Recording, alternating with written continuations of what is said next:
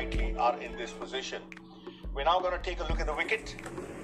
It looks to have a sheen on it as we walk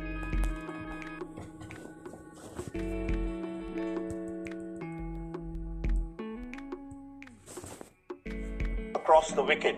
You can see that there's a hard sheen on the track, and that promises to be a nice bouncy wicket with a lot of assistance for the batsman. There's been only one game played on this wicket so far. That was between Kuwait and Qatar, and that was a very high scoring affair, with one team scoring 197 and the other falling only 12 runs short. That said, it's a final of sorts, and you win the toss. You want to put the runs on the board and back yourself to defend them.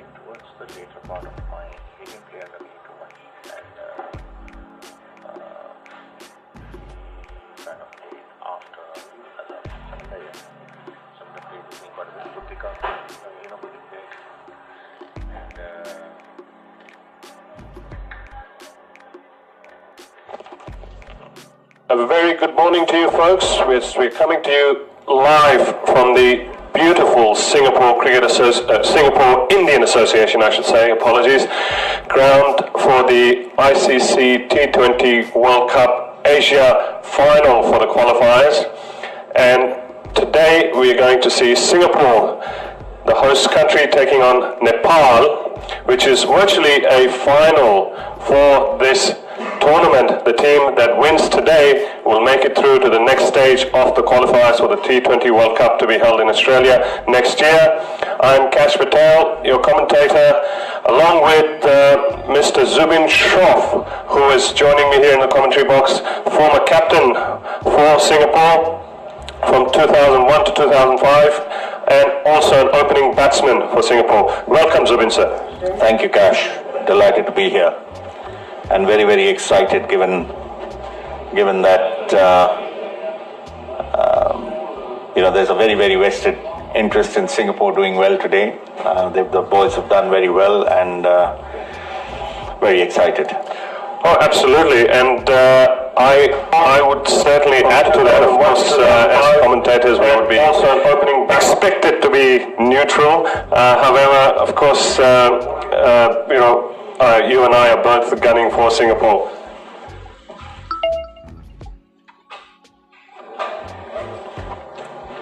What are your thoughts on the tournament so far? Your personal highlights amongst all the teams, the top three? I think I said this at the pitch report.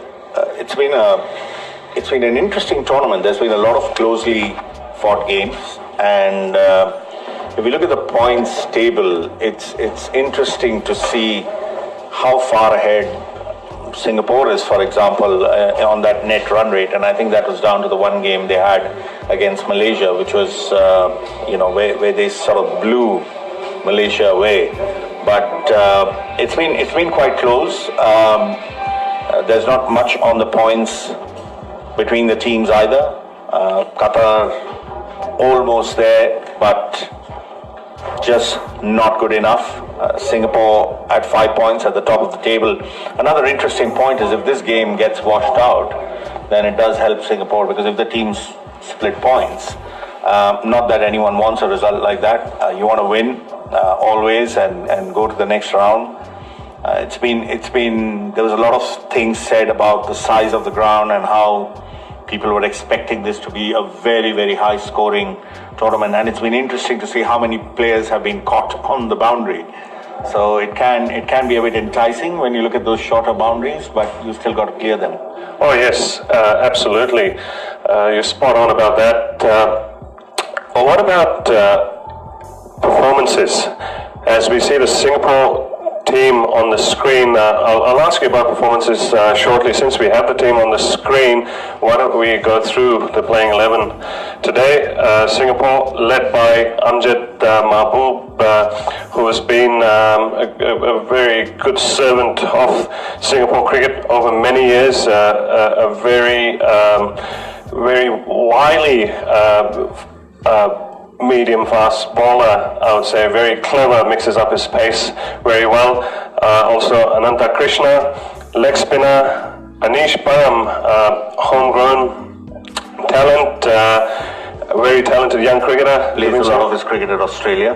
Yes, he has indeed in the last 2-3 years, I believe, in Tasmania, and done well over there too. Chetan Suryavanshi, former captain, another stalwart of Singapore cricket, played for Singapore for many years.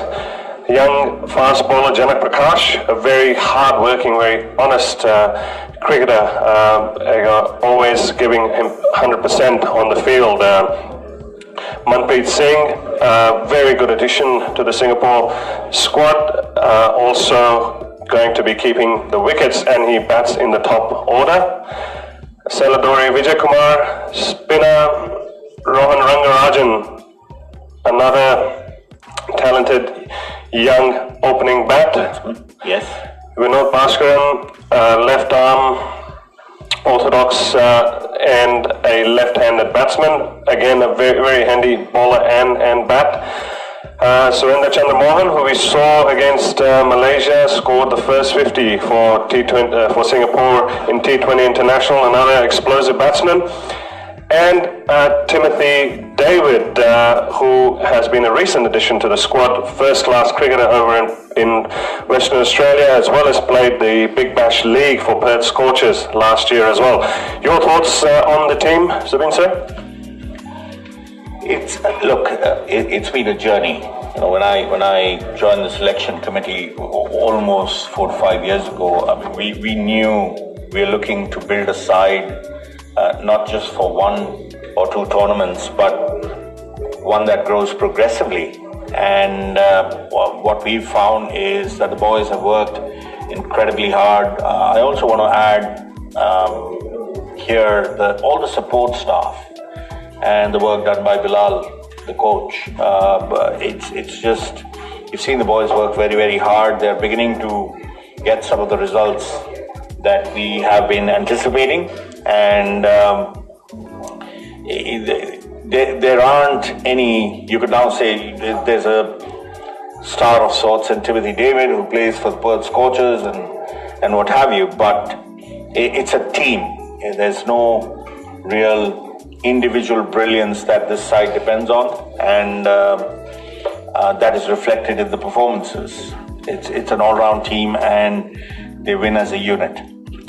Indeed, Zubin sir, I have seen that in these last couple of years. In fact, I was discussing that with you just before we started the commentary. The effort that has been put in by Singapore Cricket Association, led by Saad Bhai, the former captain of Singapore, has been fantastic. And as we are now starting to see those results along the lines of what you just mentioned, and we hope that the boys continue to put that hard work to further their progress on the world stage. Any other thoughts, Zubin sir? We can then go through the Nepal lineup. No, good. Look, what Saad Janjua does for Singapore cricket, he's big-hearted, he's big on effort. His efforts are untiring, and he is. If you actually stood next to him and there was a moment of silence, you'd hear his brain ticking, thinking of what to do next for Singapore cricket. So he's been quite incredible in all his efforts, and I'm sure nobody's happier to see the team do well than he is. Indeed. As the game is about to commence in another 11 minutes, folks, we will be bringing you the Nepal playing 11 very shortly. Those of you who are tuned in at home, please like and share the link on your social media, on your Facebook pages, on your Instagram, LinkedIn, wherever else, and ask your friends also to join in and watch and support these two teams. Nepal, of course, ranked quite higher overall than Singapore in the world rankings. They already have ODI status as well. So it is a big game for Singapore. All Singaporeans watching as well at home, do come down to the ground to watch this match. The grounds here at IA are just beautiful. The atmosphere is going to be electric because we are expecting hundreds of Nepali fans to come in to support their team. We hope we will be matched in the crowd by just as many Singaporeans turning up to watch the game as well.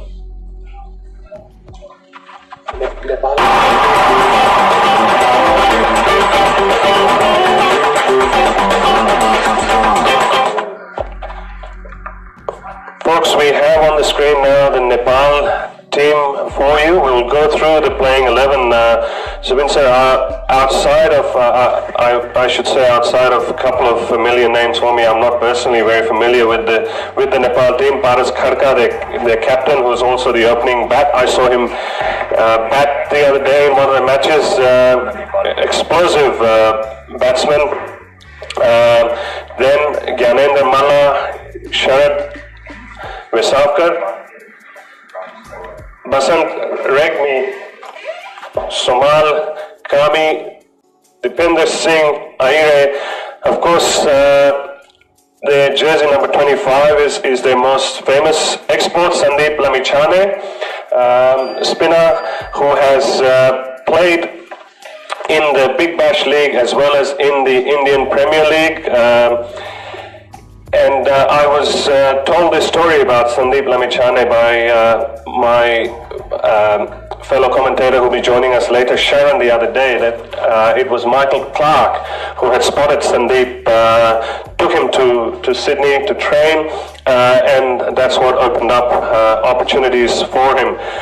Karan Casey, Rohit Kumar Pabel, Binod Bhandari, and rounded out by Abhinash Bohara. We have been getting a lot of support online with a lot of Nepali viewers coming in to watch when Nepal plays. No doubt it's going to be the same today. Folks, we wish your team all the best in today's match as well. Do stay tuned in. The action is about to begin in 8 minutes. Zubin sir, players to watch out today? Look, it's a big game, and that's where you typically go with the big names. You expect them to step up and come to the party. So guys like Paras Khadka, Sandeep Lamichhane, you expect them to bring their A game to the match. But at the same time, if you are the opposition playing against these guys, you're looking for the opportunity to try and make the most of it and probably put one over them. So, yeah, everything to play for today. Indeed, and much more so for Singapore in today's match. If they win, it'll be a big boost for Singapore cricket. As I was mentioning earlier, folks, Nepal is already well on their way on the world stage. Singapore making some good progress and winning today and going to the next tournament for the World T20 qualifiers, which will be happening in Dubai, which will be the World Finals, out of which I believe 6 teams go to Australia next year to play in the T20 World Cup, which is happening in October 2020.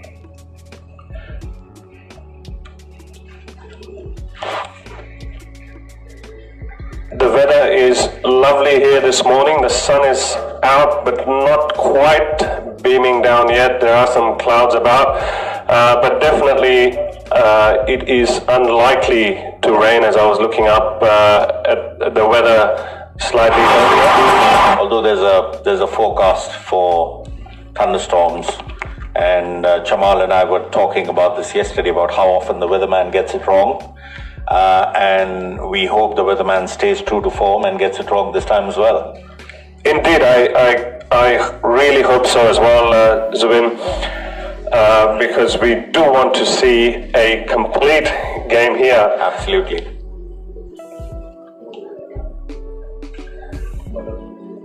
It's a beautiful sight, this ground here at IA. The outfield is shaped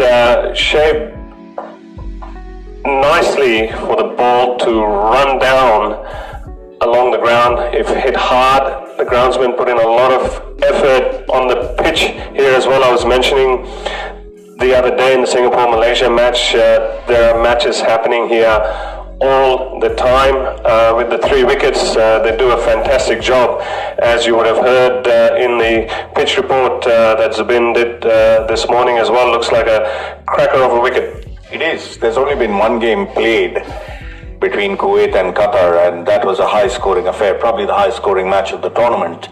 They've been preserving this wicket for the final, and it looks nice and hard.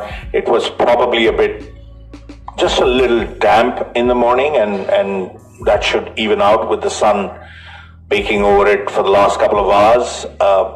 This ground can be deceptive of sorts. It doesn't look very big, but there's a lot of purchase, there's a lot of return for the shots that you play. Good cricketing shots, you get boundaries over here a lot easier. Batsmen tend to sort of want to go for the big hit and clear the rope every time, not realizing that there's a lot of purchase if they just play good conventional cricket. And, a 4 is not that bad a return. Oh yes, and we're talking about conventional cricket. There was a really good mix of that displayed by Singapore in that chase of 94 against Malaysia, which they chased down in the 14th over. A very good mix of that positive intent of stroking the ball around to keep ticking the singles and the doubles, and then taking in the boundaries. As we see the Nepal team already on the park, and the Singapore batsmen are walking in, Surinder Chandramohan and Rohan Rangarajan, an exciting young talent for Singapore.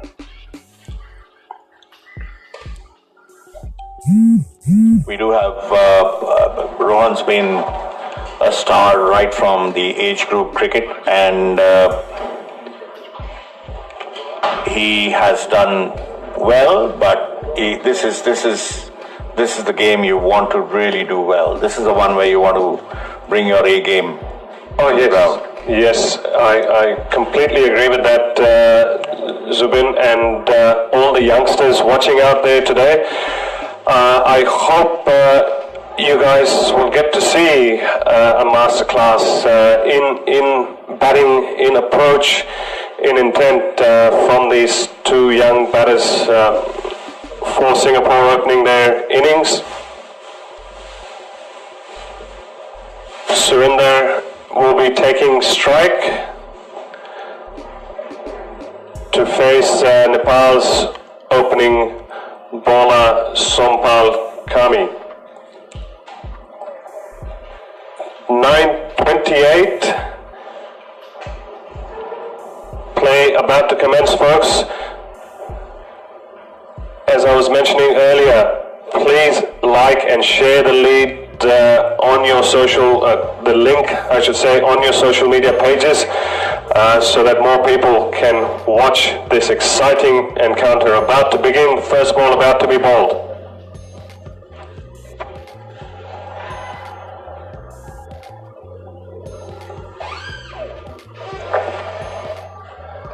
Okay, my apologies, folks. It's Rohan who is on strike. Surinder at the non-striker's end.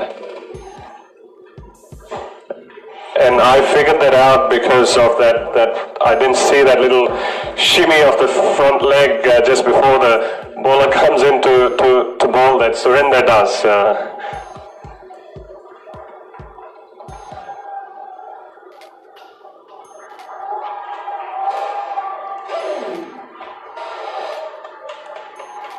Rohan off the mark with that single in the covers.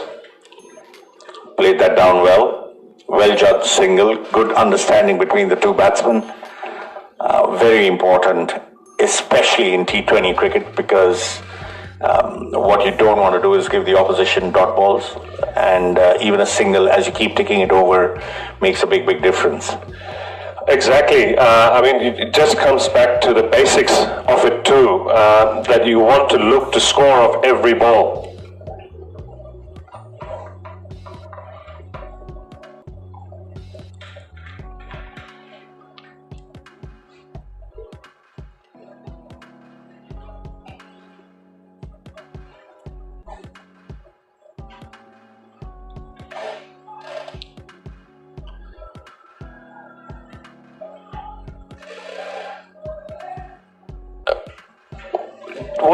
What do you think of the stance there from Surendran?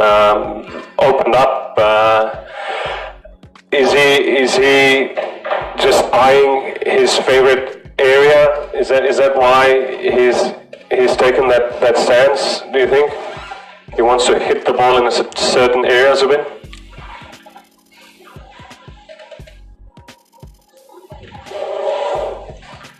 I've never really been big on stance.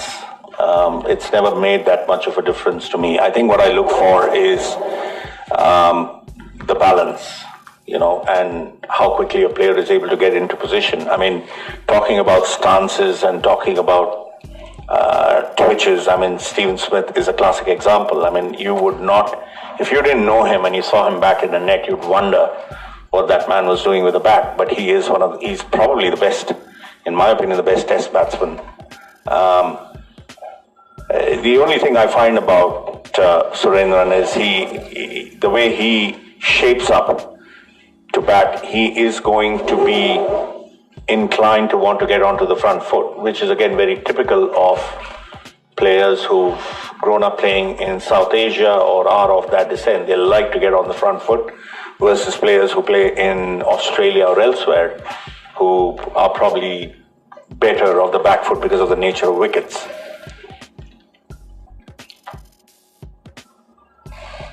Nicely bowled, that last ball. One for the loss of none. Power play on, folks. First over, only one run. There's still 5 more overs. Singapore would want to make the most of it. Zubin? Yes, and this is where experience is gold. I think Surendran is finding himself in a situation that he's not too accustomed to, and it sometimes can get, the better of you. It would almost help that the ball flew off the edge and he got a run, and those hands and legs would start moving. He's currently about, he's a few seconds late on the ball, as we call it, and it's the bowler's got the upper hand, and Rohan, on the other hand, was very confident playing it off. He's just played that many more games for Singapore, opening the batting, so I think that was what was visible in that first over. Hopefully, he gets his eye in quickly and gets on his way. Yes, Singapore definitely needs that.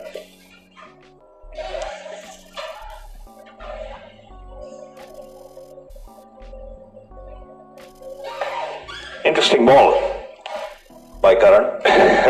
Had us all fooled. Yes. It's obviously those nerves are on at both ends at the moment. A very important game for both teams. Yes, and I would think Nepal have more to lose than Singapore, given their reputation and their ranking. They would be expected to win this and get through. That said, cricket's a funny game. Again, very smartly done by Rohan Rangarajan, stealing a single there.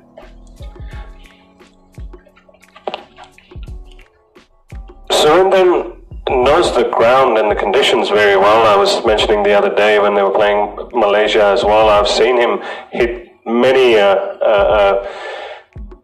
big hundreds on this ground as well.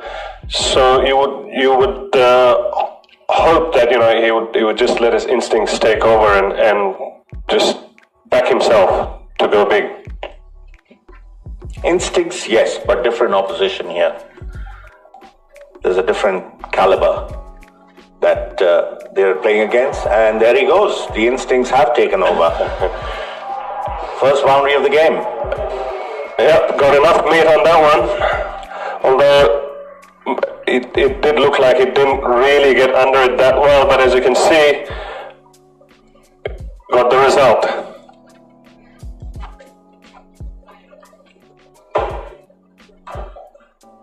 Look, if Surendran keeps going and stays for most part of the innings, we're going to see a big score. Although Singapore bats deep as well.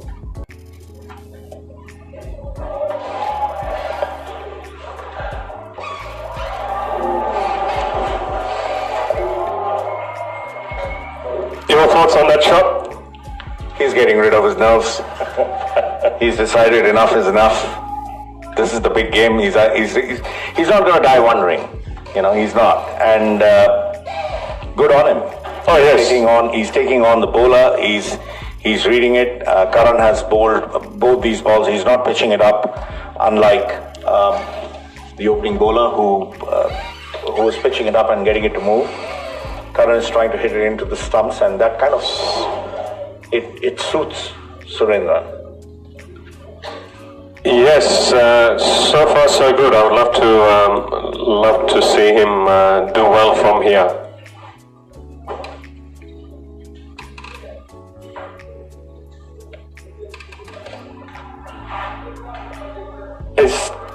And this has been one hit too many.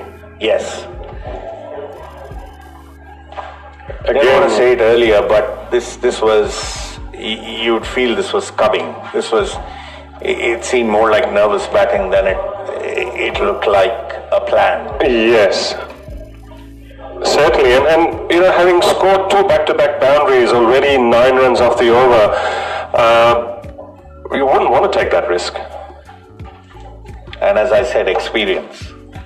And this is where the nerves come in. This is where you want to be thinking about your game. This is where 120 balls is a very long time. People often underestimate how long that can be.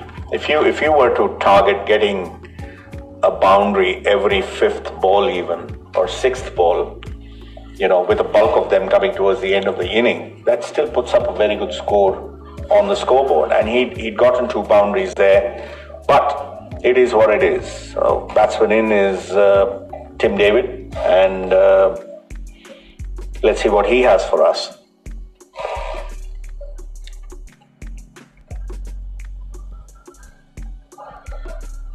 Played behind, square by Rohan for another single.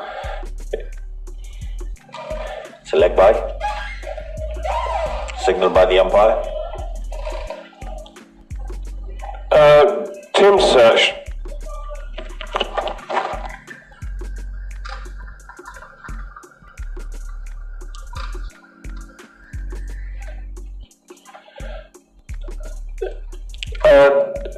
Tim's short stay at the crease the other day against Malaysia, and he was run out.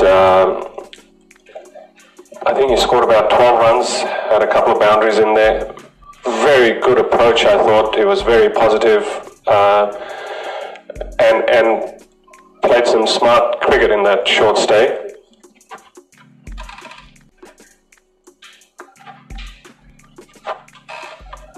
Well bowled. And there's the experience of Karan coming through. I mean, he was not ruffled. He got hit for 2 boundaries, held his line, focused on what was under his control, and got that wicket. So they are a very strong side. They're an experienced side, and that kind of showed in that over where he didn't get disturbed and was able to get the wicket of Surendran. Yes, and at this level, it is that bit about holding your nerves, isn't it? Yes, it is. And that's where I think Nepal has the edge over Singapore. It's the experience of playing bigger games, bigger teams. Their players play a very high standard of cricket, and that's going to come in very, very handy to them in this game.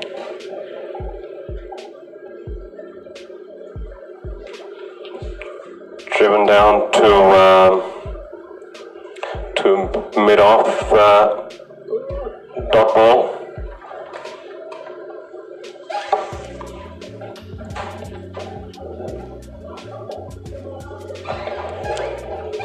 I like Sompal, the way he comes in and sets himself up. He's got a very nice run-up, nice flowing, and a good last stride. You can see by the carry he got on that ball and surprised Rohan Rangarajan. He is one of those deceptive quicker bowlers. They don't look very big. They're just, you know, he's not that big, but he comes in, he bowls a heavy ball.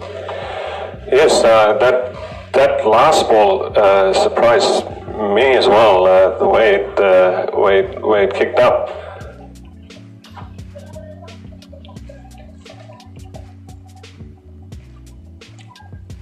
Well bowled and well played. For one, to third man. Yes, dropped his hands nicely on that one, Rohan, and I feel he's this approach of wanting to take the single and get off strike. If everyone has that throughout the game, it'll definitely help Singapore well, especially as the fourth ball is about to be bowled.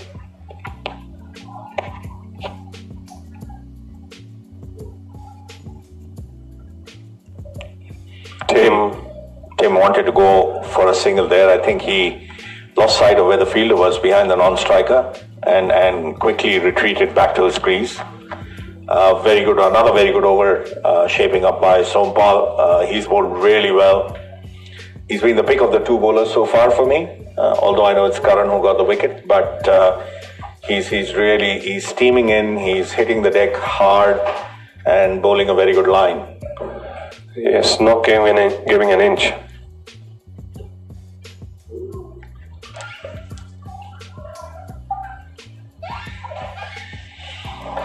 Played nicely by Tim around his legs for that single.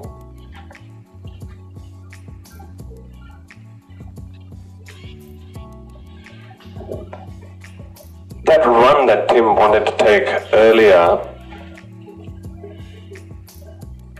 I was mentioning the other day when he got run out with Surendran at the other end. It's also that he's just recently joined the squad.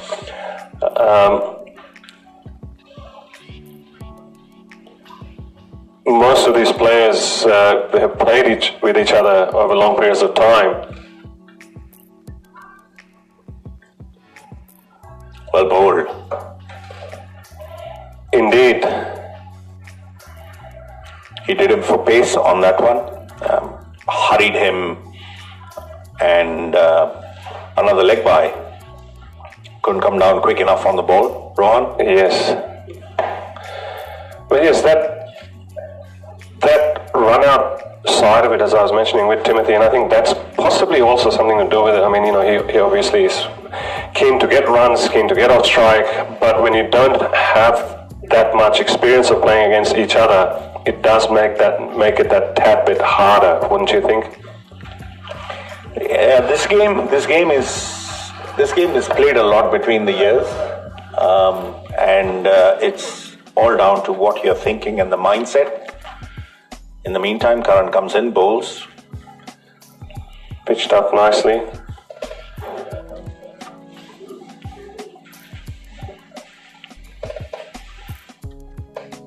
There's still about 3 overs of the power play left. At some stage, you would expect them to try and hit a couple over the top. I would just focus on playing good cricket. Again, it's a bit like short boundaries, and you know how they can entice you into a false sense of confidence. I think power plays. I'm sure there's data on this somewhere, but if we actually look at it statistically, you'll be amazed at how many wickets are lost during power plays, simply because the batsmen are trying or over-trying. Batting is best when it's reactive, when you react to a situation, or you react rather than try and, unless you're the likes of Viv Richards or Aravinda De Silva, or look at how David Warner is batting now. He's playing the game rather than his approach from a few years ago.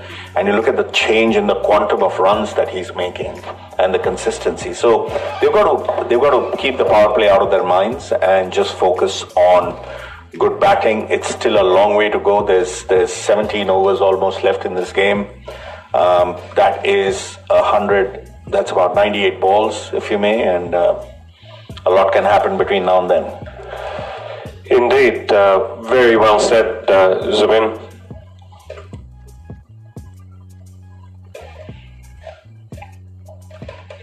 It usually is also the best opposition bowlers that are bowling to you in the power plays. So you got to keep that in mind. You got to know which bowlers you're going to pick on, who are the ones you're going to score off. Do your homework. Good single by Tim there. I like this approach where they're dropping the ball and taking the singles. It at least keeps the scoreboard ticking. Totally agree. I mean, as much as you want to see as an audience the boundaries being scored, if you're not going to continue to rotate the strike, it is always going to hurt you.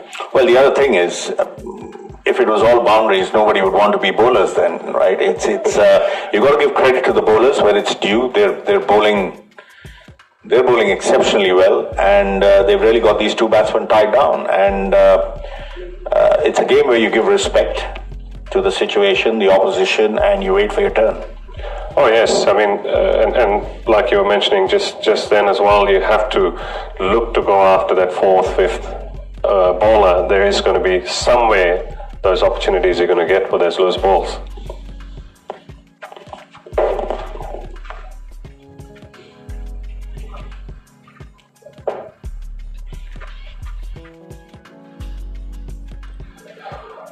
Okay, Rohan wanted to try and swat that over square, but got a thick inside edge. He wouldn't complain though, I'm sure. He'll take the 4 runs, although he would have probably wanted that to go through covers, which is or long off, or wherever he was trying to hit that ball. I'm not too sure. But it's a welcome boundary for Singapore, and they should just ease the nerves a little bit. It also tells you they fancy Karan more. They've taken more chances against him.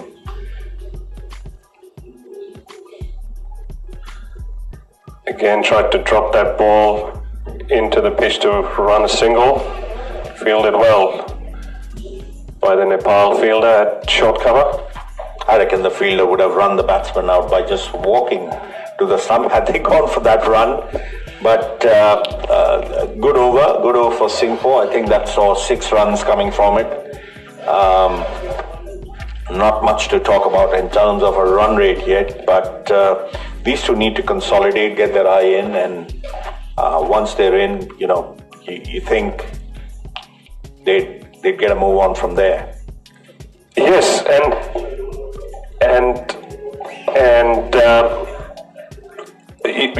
you do want to do that. I mean, Malaysia the other day in the match when they lost those couple of quick wickets against Singapore, they lost that momentum. They were in 2 minds and didn't go for runs at all, which didn't help their cause. Folks, this live telecast of the match being brought to you exclusively by the Singapore Cricket Association and WEC Sports. There's a lot of effort and planning that goes into bringing this to you guys in your lounge rooms. And We certainly hope you will stay throughout the game and bring your friends in by sharing the link as well on your Facebook pages. And the player we were all talking about, Sandeep Lamichhane, coming into bowl now.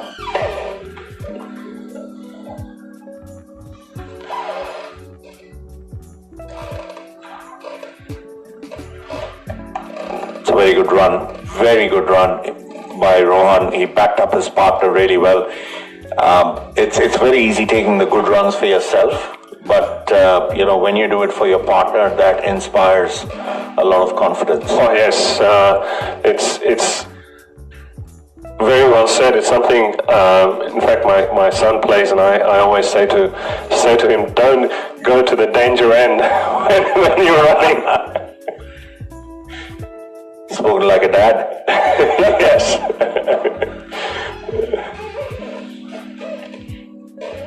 Another single. They just keep motoring along those singles. I think it'll go a long way as I keep repeating it. But also, I'll wait for the ball to be bowled. It'll keep them in the game. It won't help them win it, but it'll keep them in the game. This is a very, very experienced and a very strong Nepal team. Lamichhane is a very seasoned experience compared to the players on the field. He's played with the bigwigs, and that'll reflect in the confidence that he brings to the ground. That was a bit of a hopeful appeal, I thought. It was definitely going down leg. As you can see in the replay here.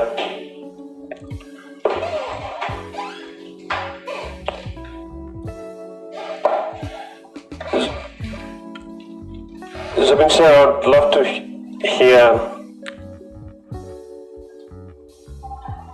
Oh, nicely played by Timothy. Behind square for a boundary.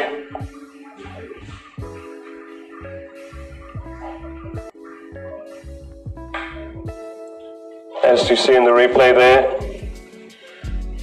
He just pulled that down too much, Lamichhane, and Tim latched onto it instantly. The previous ball was a little more pitched up, and that's where he had him in two minds, and that allowed appeal, and again, well bowled.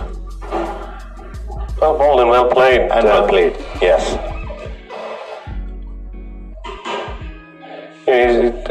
Young Timothy is definitely one to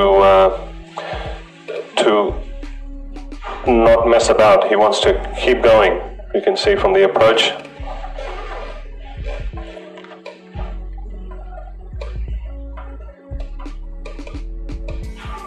Oh, nicely played. Very nicely played by Rohan Rangarajan. Straight down the ground for a 6. See, that's a much better shot than the one he tried 2 balls ago, where he tried a bit of a slog sweep. If you are going to play a bowler of Lamichhane's class, then you need to be doing that well. You can't be losing your shape against him. A really good shot, stepped out and dispatched that. That would probably go for 6 on most grounds. And that will also give him a lot of confidence for this innings as well, taking on Lamichhane. As the over is about to switch over, I will now take a short break and ask Sharon Swaminathan to join Zubin for the next few overs. We'll see you back in a short while, folks.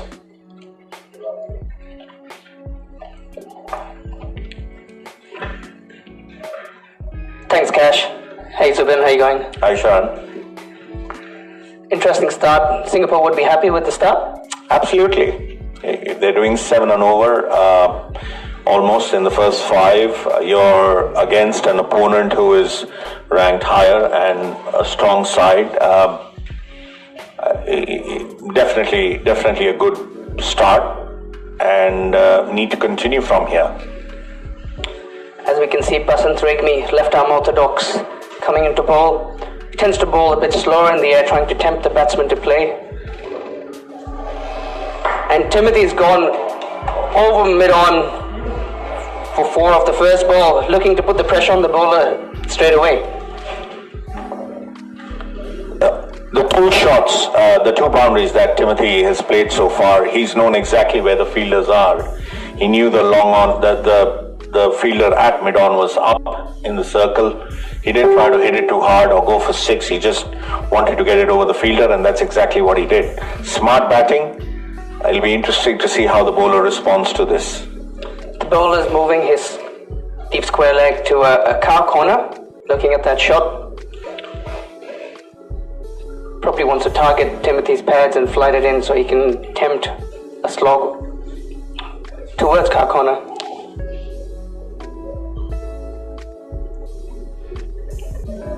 That's interesting. That's the second time a bowler has done this, Zubin.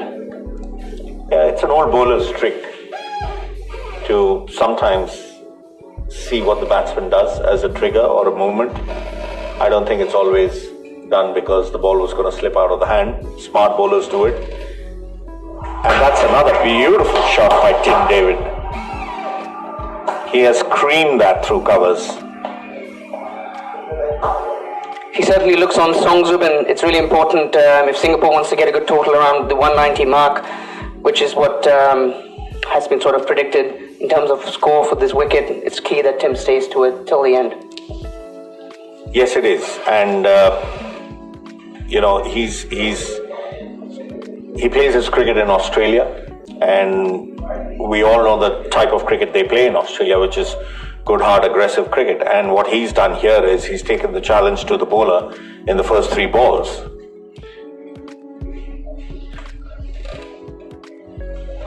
Good batting. Getting off strike after 2 boundaries in the over. Smart play. It's an interesting field Regmi has set. He's got protection on long on and deep mid wicket, and that means he's really got to keep the ball in and around middle stump, which is okay given that the ball is new. But we saw that shot go through covers, which was a ball that sort of flighted and pitched way outside off stump. So he's got to be very careful of his line and make sure there's no room given on the offside.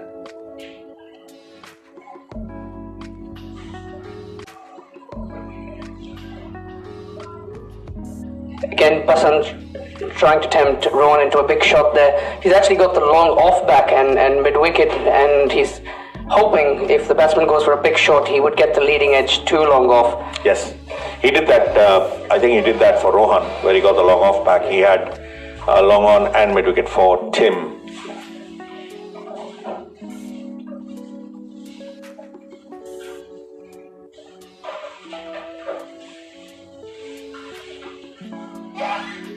Pushed away towards car corner for a single. Basant Regmi, a very experienced campaigner for Nepal, been playing with them for a long time. One of the key members in assisting Nepal towards ODI status. He's an experienced campaigner, certainly gone for runs off his first over.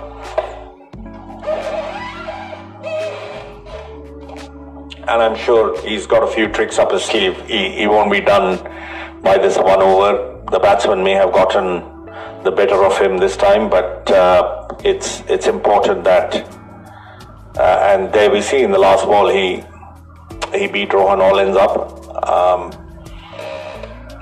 Experience counts. It always does.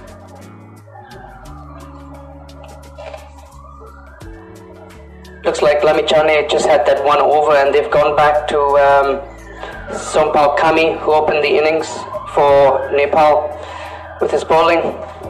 He's a pretty skiddy character, bowls around the 130, 135 click, and tends to skid and rush the batsman a bit.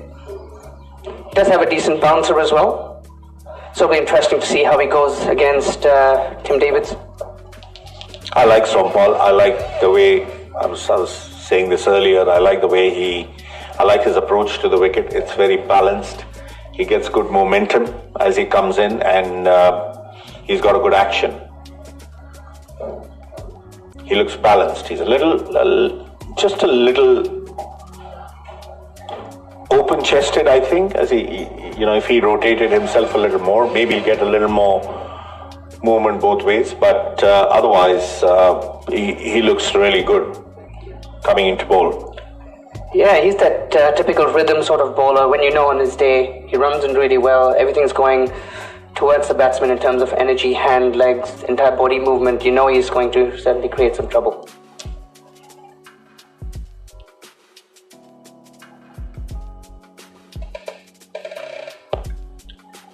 Played nice and late by Rohan, but straight through to the point fielder. One thing really impressive about Rohan, especially during the start of the innings, Zubin, is he tends to play the ball really late and tries to nudge it around towards that point and backward point area for singles, which is not an easy thing to do, but he sort of mastered that art of opening the batting and just trying to rotate the singles as much as he can. Indeed, and which is why you see against the spinners on the 2 occasions so far, he's got that slog sweep that he tries, and I don't know why he does that, because he's such a good player coming down the track and playing a conventional cricket shot. You see he likes the ball coming onto the back in the beginning, but he's a good player technically, and just the odd time, and that becomes his downfall on a lot of occasions where he tends to give his wicket away, but otherwise a very, very good prospect.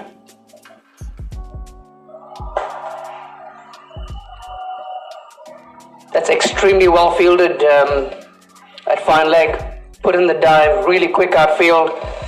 Ball was absolutely racing away to the boundary, and he's restricted the batsman for 2 runs. Very good cricket all round. That was a shot into Tim, and he did well to play that towards backward square leg, and great fielding on the boundary there. Certainly saved 2. That ball would have usually been at a batsman's throat unless it was Tim David's, where it was just at his hips. Oh, cracking shot. Absolutely caressed through backward point by Tim. He backed away, gave himself some room, and hit that through backward point. Fantastic shot. He certainly looks like he's on song. He's coming with that attitude and that intent this innings. Singapore will be looking for him to go big. I was talking to the CEO of the Singapore Cricket Association, Mr. Sadkan Janjua, and he mentioned Tim and the SC have been in touch for the last 3 to 4 years to see what was his... Oh, that's full toss down leg side, tickled away, straight to fine leg for 4. That's what pressure does to you. As I was mentioning, Zubin, Mr. Saad mentioned Tim and SC have been in touch for the last 3 to 4 years to see what Tim was looking at from a career pathway standpoint, and when the opportunity arose for him to arrive here in Singapore to represent the nation, and he qualified, it sort of aligned with regards to SCA's interests as well as for Tim. So it's great to see that something like this has worked out. Yes, and this is credit here goes.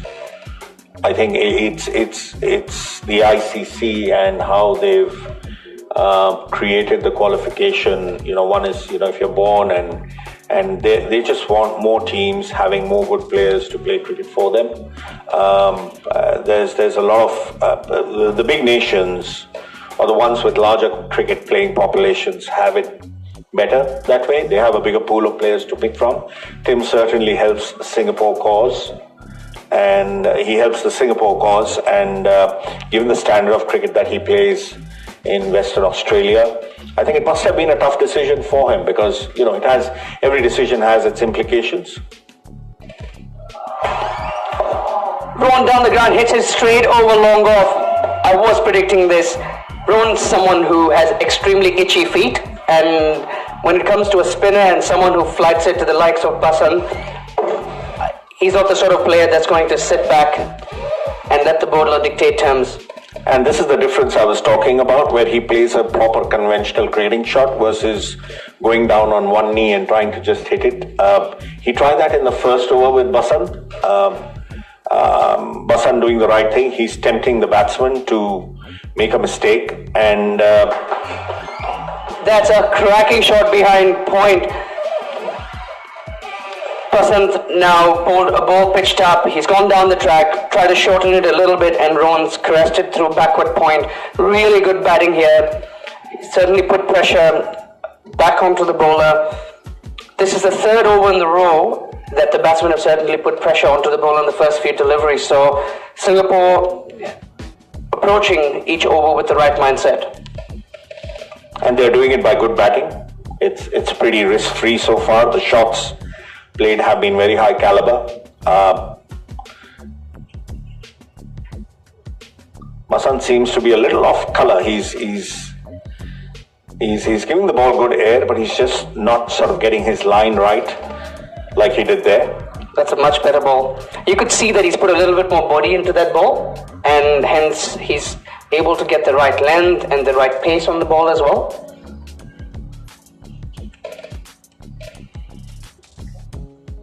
The ball he got hit for 6, full credit, because it's there. He's inviting the batsman. He's playing his card there, and the batsman's taken him on. But it was the ball after that I thought was a bit of a poor follow through. Short and wide outside off stump, which Rohan punished for 4.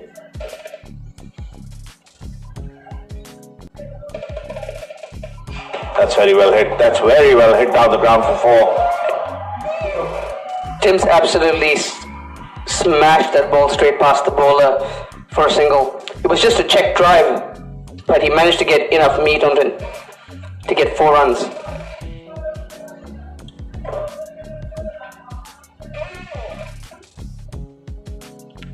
Singapore going at almost 10 runs and over. Really good start.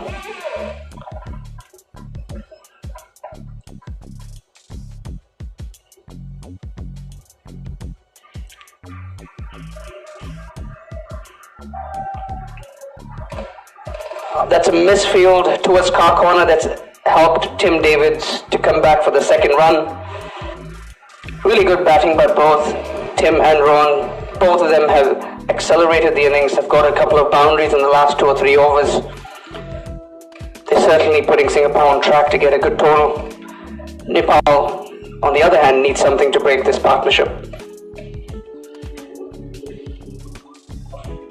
This is where the experience should come in. They need to just slow things down a little. Regmi just readjusting his field.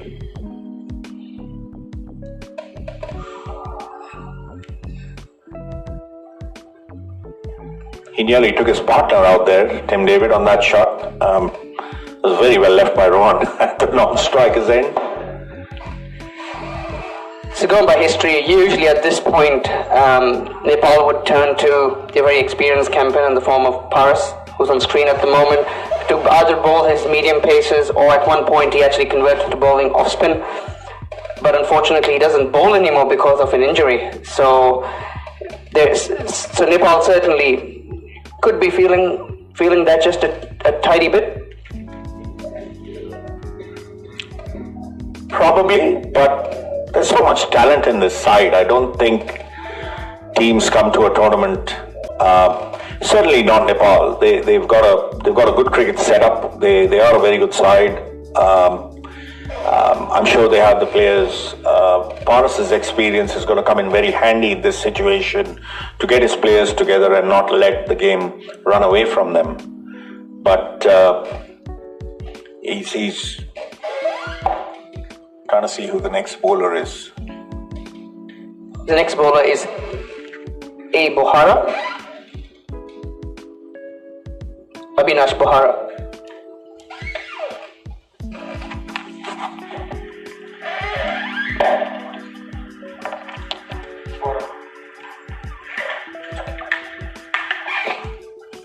Abhinash coming around the wicket, bowling right arm around.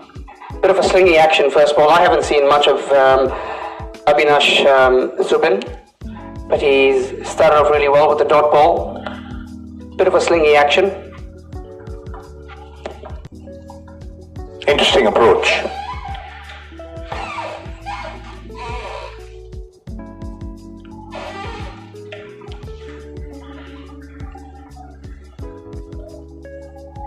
So he's bowling around the wicket with a long on, cow corner, square leg and a short fine. On the offside, Avinash has got a third man point, covers, a sweeper and long off. So he'll be looking to bowl wicket to wicket. He wouldn't want to be straight onto the pads as there's minimal protection back of square. That's an incredible shot by Rohan Rangarajan. He's pulled that between long on and cow corner and absolutely smoked it. Great bat speed.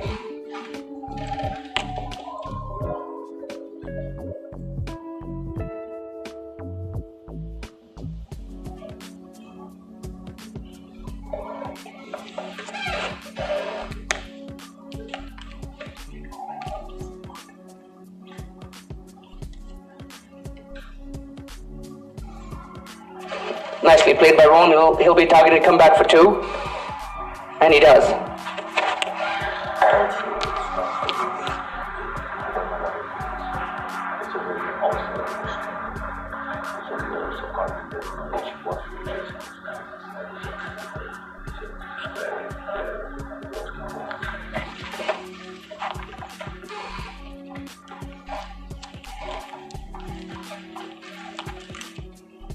Singapore certainly off to a great start here.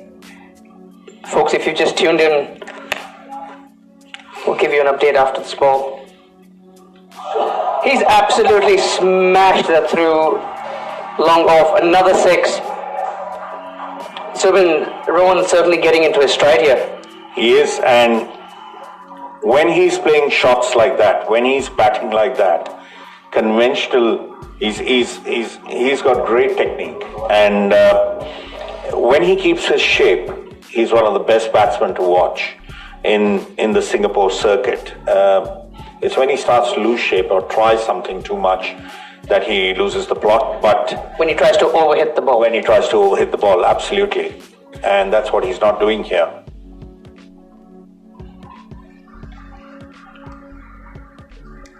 He's pushed that through to long gone for a run. So folks, if you've just tuned in, Singapore won the toss and elected to bat. They opened the innings with Surendra Chandramohan and Rohan Rangarajan. Surendra Chandramohan getting 2 quick boundaries before departing to Karan Casey, hitting him straight to point. Joined by Tim Davids, and both these batsmen have certainly dictated terms since then. As you can see on the scoreboard, Timothy batting on 37, Rohan Rangarajan batting on 41. Both of them accelerating probably in the last 4 overs, getting at least 2 boundaries and over. So Singapore on track to get a big total here. They certainly need to keep their composure. And in Zubin's words, keeping the shape. Yes, this is a ground where you get very good return for good batting. You don't need to be looking for those big slog sweeps. Nepal have gone with Sandeep Lamichhane from the other end to where he started bowling to replace Basant Regni.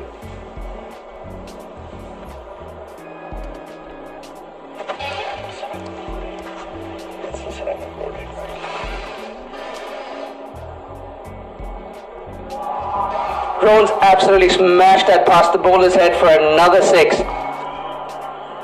He's certainly taking on Lamichhane. In Lamichhane's first over, he came down the track and he's done the exact same now. That takes him to 47 of 28 balls.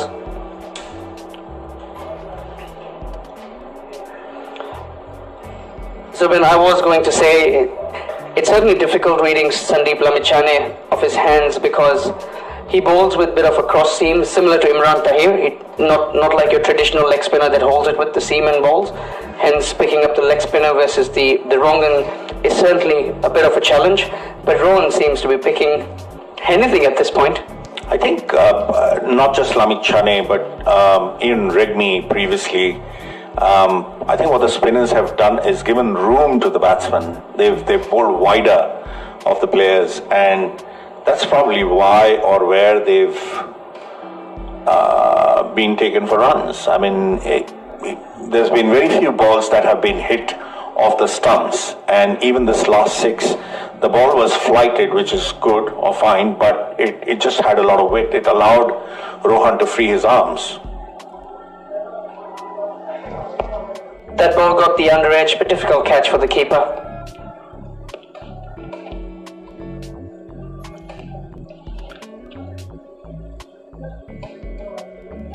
The umpire at that end is Tabarak Dar, who I had the good fortune of playing against when he was playing for Hong Kong and I for Singapore. We've had many an interesting tussle. Good run there, good pressure put on the fielder.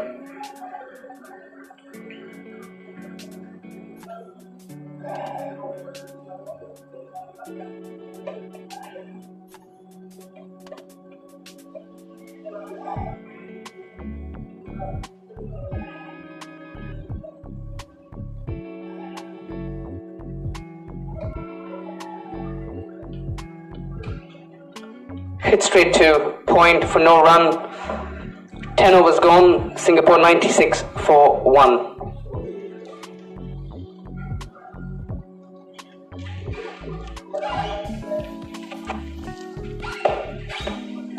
I would like to invite Kash Patel back into the comm box. So been going for a bit of a break. Kash, welcome. Thank you, Sharon.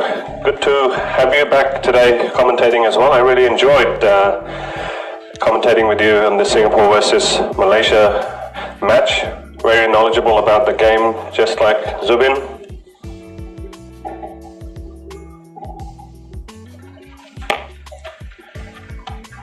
It's Timothy taking strike to face O'Hara, who went for 14 in the first over.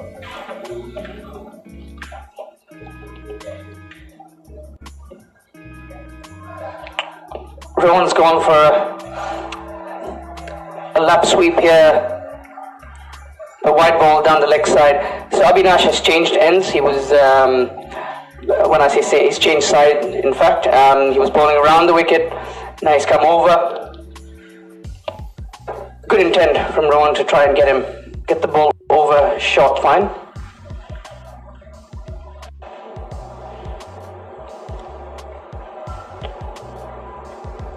Tight single, but he's got back. So Kash, 97 for 1 after 10.1. 98 for 1, beg your pardon, after 10.1. Singapore will be very happy with that.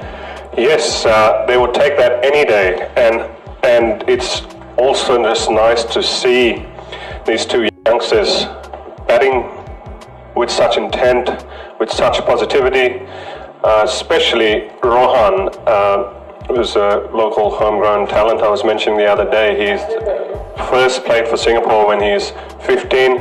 Really happy to see him playing well today. Great shot by Tim, straight to Paris at covers.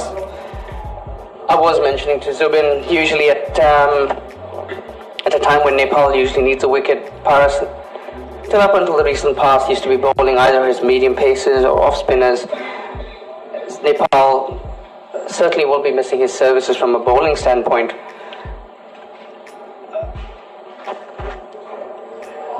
Oh, almost took Rohan out there.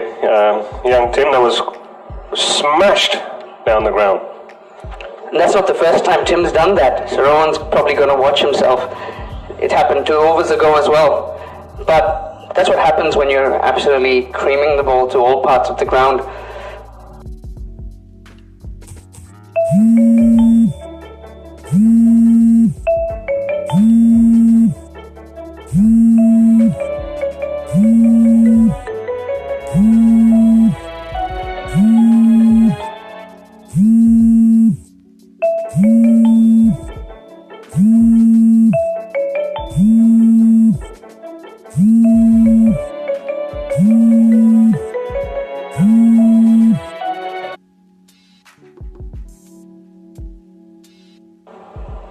incident reminded me of once where Inzamam hit the ball back to Moranan to Hayward back in Sharjah. That's a fantastic shot, but he's caught at short fine leg. Didn't get the connection that he was wanting, and the fielder was good to get around to snap up a really smart catch. Yeah, and missing out on a really, but very well played by this young man, especially after that early loss of Surinder. I'm sure he's not happy with himself getting out. Knowing Rohan, he'll probably be kicking himself. But this is the break that Nepal wanted. Nepal, we're really happy to see the back one. This is an opportunity for Nepal to get some inroads into the Singapore batting lineup. Saying that we've got Manpreet Singh coming to bat, who looked really good last innings, and certainly a fluent stroke maker as well. Yes, a very, very classy batsman. Manpreet Singh again brings a lot of positivity to the crease. Very busy young cricketer, always looking to rotate strike, which if they play well or they played well for themselves, will work well for Singapore too. With Timothy at the other end, still looking to hit that ball hard and try to score those boundaries, and Manpreet can work his way in. Absolutely. Manpreet's got a high score of 155 in the Premier Division in Singapore. Certainly one of the key batsmen within the Singapore batting lineup. That was a massive wicket for Nepal. Rohan was playing really good cricket up until that point, and when he went a bit extravagant, it led to his downfall. But that's the way T20 goes, Cash. Oh yes, and at only one wicket down, one would then say, you do have that luxury of wanting to manufacture those shots to get the extra boundaries. Good ball by Abhinash to start off, a nice tidy yorker. Manpreet just bunts it down to long gone for a single. 100 is up for Singapore at the end of the 11th over. 100 up in Exactly 10.5 overs. Singapore will be elated with the start. It's really important for them to carry this momentum for the next 10 overs. Abhinash coming around the wicket to Tim. It down to long on for a single. He had to hurry down in the end. There's a bit of a ricochet off the stumps, and Manpreet was very keen to steal another single. Timothy was not interested. That's how how hard he hit the ball, Cash. From the boundary, Deepak Ari has hit the stumps down on the full. Brilliant throw. Very good throw indeed.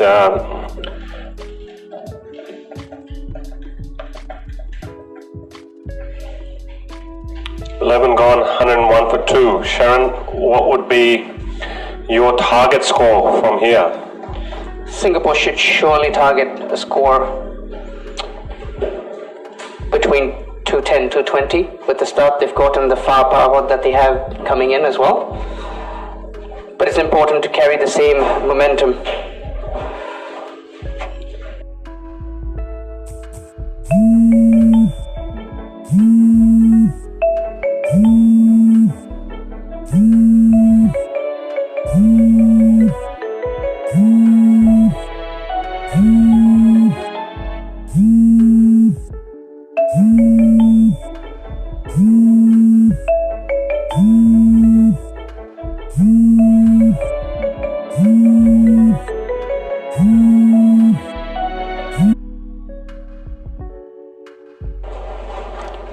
And what will be the minimum you would want? I was asking you the other day as well, but on this pitch today, I was told by Zubin this is only the second time it's been used. The first time as well was a high score in the Kuwait-Qatar game.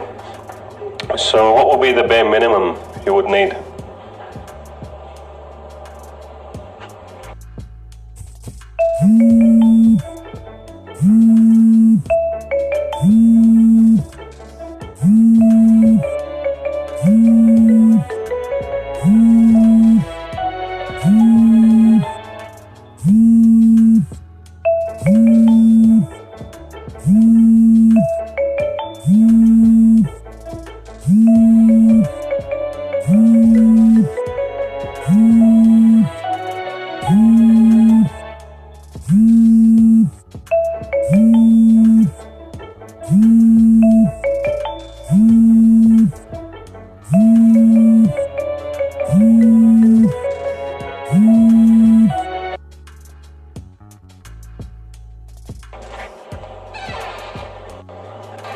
A change in the bowling. We've got Sarad Wesoka coming to bowl. Probably, along with Pius, one of the stalwarts of Nepal cricket. Played, if I'm not mistaken, was born in the Middle East and moved back to Nepal, and since then has been an excellent service here. Coming back to your question around the minimum scores of Cash. This looks like a 190 wicket, but saying that, this wicket is going to open up and certainly going to play a role for the Singapore spinners. But this certainly looks like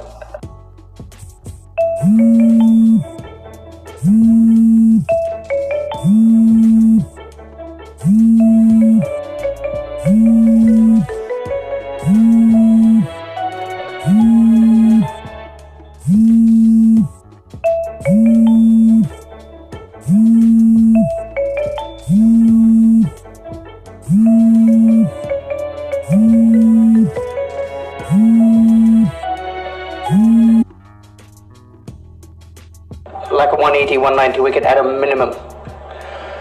Yeah, and sitting at 1 or 2 for 2, you would one would expect Singapore to score at least that, provided they keep that same approach of wanting to rotating the strike, and then that dismissal of surrender, and Zubin rightly pointed it out, that was to do with the nerves side of it too. When he hit those 2 back-to-back boundaries, he didn't need to go for that 3rd shot. So as long as they don't commit any of those,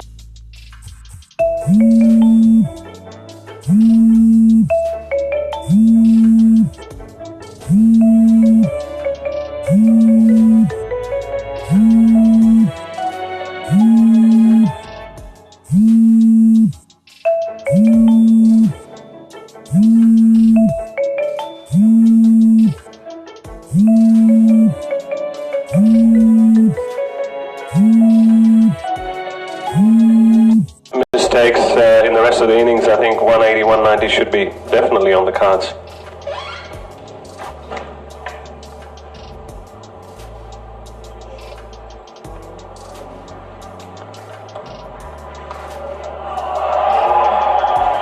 That's exceptionally well played by Tim Davis. Full toss from Sarad.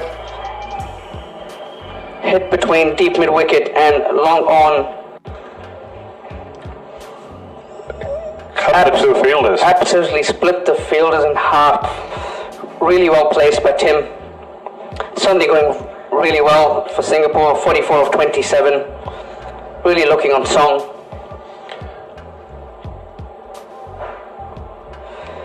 Tim just rocking back and pushing the ball to deep mid wicket for a single. Yes, you would definitely want Tim to go on from here. Singapore would certainly want him to stay right to the very end. Hopefully getting a good 80, 90 odd. But he's the sort of batsman that can really... Oh, great shot by Manpreet to backward point for a single. He's the sort of batsman that can absolutely change gear. Like just the other day, he was there for a short stay, like you mentioned previously, Cash. But the kind of cricket he played, he you can already see that he's someone who can score really quick runs. And 40-28 has come relatively easily to him in terms of just nudging the ball around and playing conventional cricket. But if he goes big, he can probably accelerate even that current strike rate. Oh yes, and as we've already seen, as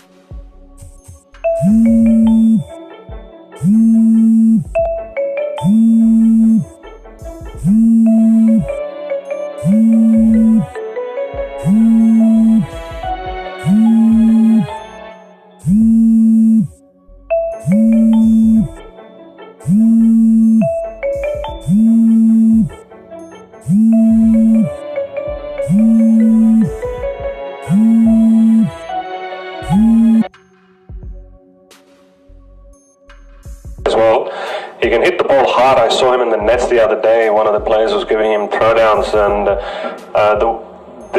the power that he had in his drives in the nets. At one point, I thought, I hope the guy giving him throwdowns should go and wear a helmet, because if there's one which would have, slight mishit or something, the ball was.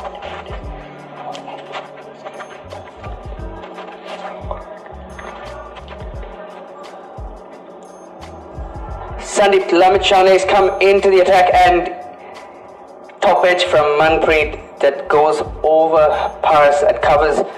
So Sandeep Lamichhane coming back from the Balestier Road end.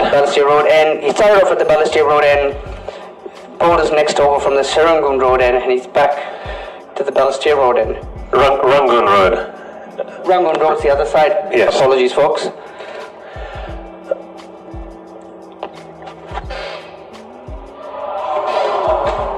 Tim's absolutely monstered that over long gone for a massive six. That's six in any ground. Oh yes, definitely, and it's gone out of the ground. And there's lots of spectators here today at the ground, folks. As you can see, the scenery, a lot of Nepali supporters in the Singaporean contingent watching from the pavilion side.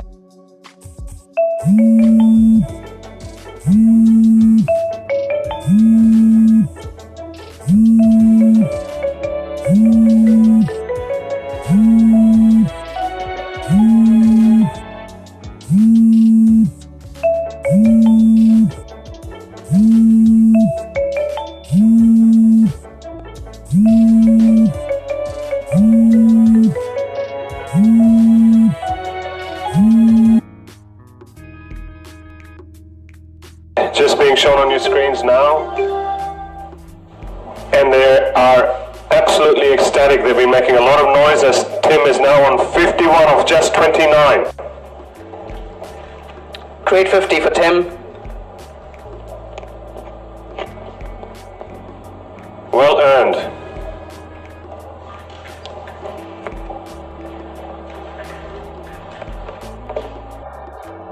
Plays it to square leg for another single. Smart intelligence.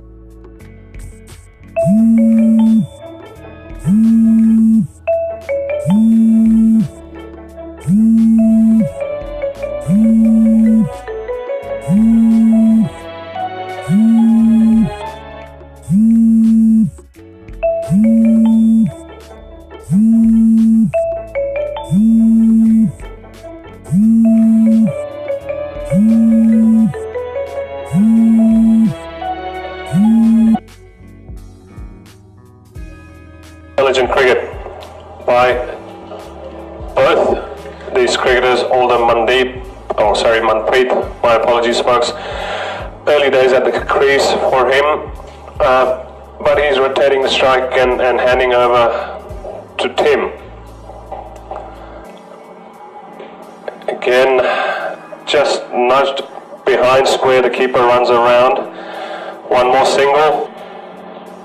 As Zubin was mentioning earlier, even if they keep to look to score at least just one boundary and over and pull in another 3 or 4 singles, that should easily pull them through for that 180, 190 score.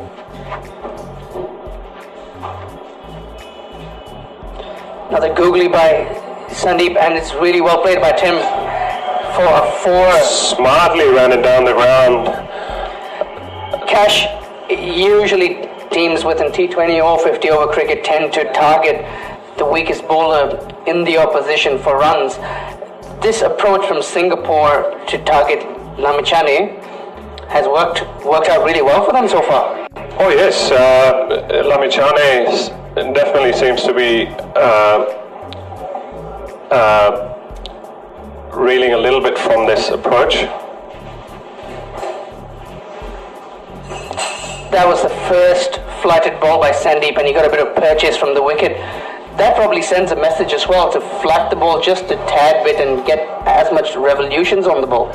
Oh yes, I mean, and if you want to get wickets, you have to do that. You have to look to do that, toss the ball up, slow it down a bit.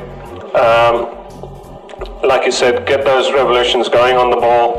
That's what's going to get the batsman tempted and also possibly make mistakes as well. If you're going to keep bowling flat and quicker, going to be very hard to contain and as well as to get wickets.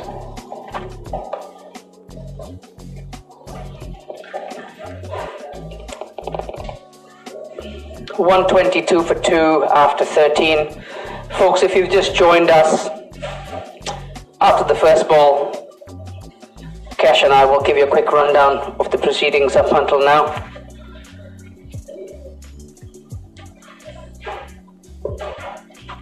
As Sarat continues from the Rangoon right end. Well played to long off for a single by Manpreet. Singapore winning the toss, elected to bat, opening up with Surendra Chandramohan and Rohan Rangarajan. Surendra Chandramohan, after a couple of boundaries, skied one to point. Rohan and Timothy taking Singapore back on track. Oh, he has absolutely smoked that one behind square for a 6.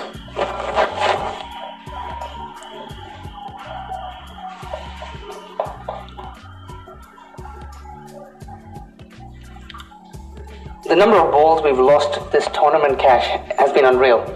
Indeed, it has. And if there's any kids who are watching at home, you want to come down after the tournament finishes today for a little treasure hunt with your parents around the park outside of the grounds, you're sure to find a few souvenirs for yourself. And those staying in the vicinity, don't be surprised if one actually enters your doorstep. Yes. The way Timothy is hitting them. So yes, just to continue, so Rohan got a really well-made 49, really took to the bowlers, had some absolutely towering sixes as part of his innings. He perished trying to play the lap sweep, getting caught at short fine leg of the bowling of Abhinash O'Hara. Since then, Manpreet and Tim have been nudging the ball around and hitting I would like to say occasional, but it's actually not that occasional. It's been probably a big one every single over, Cash. Yes, and again, any kids watching at home, this is the approach you should bring, especially into T20. The least number of dot balls, and if you can look to hit a boundary every over, you've got yourselves in a good position. You have to look to take on the bowlers. Manpreet missing that one outside off stump. That was his bread butter shot, which is the inside out shot over covers. Bit of a change to the field. Shot third man and point and covers coming into play. Manpreet hitting that back of point. Bit of a misfield, allowing the batsman to go for 1. Looks very classy, Manpreet, when he plays those shots on the offside. certainly. With a lot of good batsmen, you can certainly see they have a little that extra time to play the ball. And that's the key. That's the key. All you youngsters out there, always you should look to be watching the ball early out of the bowler's hands. Tim David's asking for a change of gloves. Let's talk about Tim for a second here, Cash. Tim's obviously come from Australia. For him to acclimatise to the Singapore conditions, I certainly saw him a couple of times during the innings remove his helmet, and you can see sweat just absolutely pouring off his head. So kudos to him to actually acclimatise, come into the setup, and now obviously contribute to Singapore in a big way. Oh yes, Singapore cricket is definitely enjoying the fruits of having him in the squad today. But you see, about the acclimatizing part, when you're in there, you set yourselves up with a nice score. The adrenaline just keeps you going. I'm sure he'll probably lose a couple of kilos by the end of the innings, but we'll have to quickly go and rehydrate. I had heard from Rahul Dravid years ago, in a typical test innings, and he used to sweat a lot. He would lose about 6 kilos when you play those long test innings. That reminds me of Mitchell Stark conversation that not that I had, wish I did, but when he had an interview, he certainly mentioned when they tour India for a test series, they all come back about 8 to 10 kilos lighter. That's unreal. This is going to be really interesting. Basant Regmi, who went for 29 of 2 overs, has come into bowl, and he's your typical left-arm orthodox who flights the ball in, trying to tempt the batsman to a big one. I'm really keen to see how he goes here against Tim David. Bowled nice and flat, drilled down to long on for a single. He certainly would need to bowl a little bit more quicker to Tim Davids and maybe tempt Manpreet for that big shot with a bit of flight going. Yep, let's see what he's going to bring in these next 5 balls. Nepal searching for that next wicket, and definitely Manpreet will be the first one to go to look to target, as he's just recently come to the crease. There it is. There's his inside out drive to extra cover for a single. Just looks elegant. Just absolutely love watching that shot when he plays. But that was Basant Regmi again changing the approach and bowling a really flighted ball for Manpreet. Tim would be fancying himself to take this all the way. 65 of 36, still about 6 overs to go. Well bowled by Basant Regmi, saw the batsman come down the crease and absolutely fired it into the batsman's pads, who played it really well. There was a long gone for a run.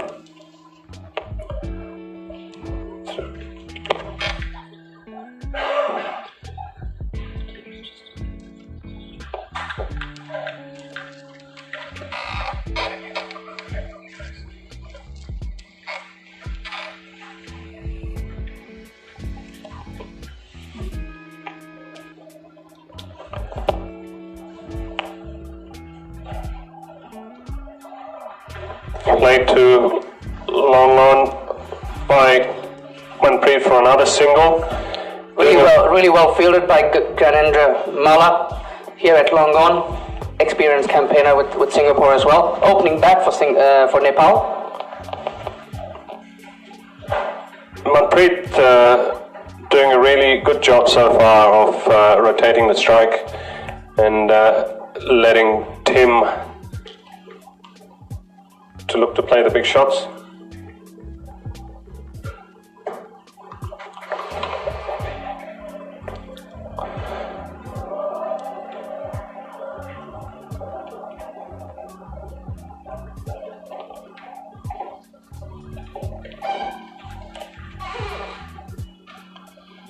Really well bowled by Basant Regmi again, really cramping Tim Davids for room, not allowing Tim to use those big levers.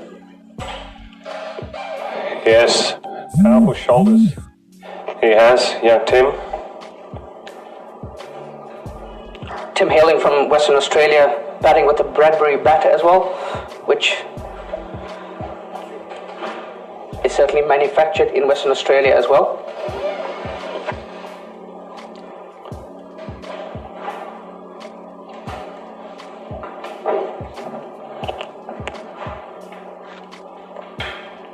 Slightly moving the field there in the covers.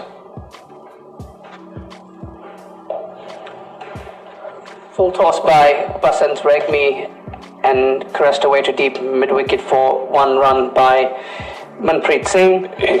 The score's on 138 for 2 after 15 overs. Folks, if you've just joined in, just a quick rundown on the Nepalese team. Paras Khatka leading the side, followed by Gyanendra Malla, Sharad Wasokar, Basant Regmi, Sompal Kami, Dipendra Singh Airy, Sandeep Lamichhane, Karan KC, Rohit Kumar Paudel, and Vinod Bandari, and Abhinash Pohara. Cash, will you do the honours for Singapore? Yes, as we will also have a change in the commentary box.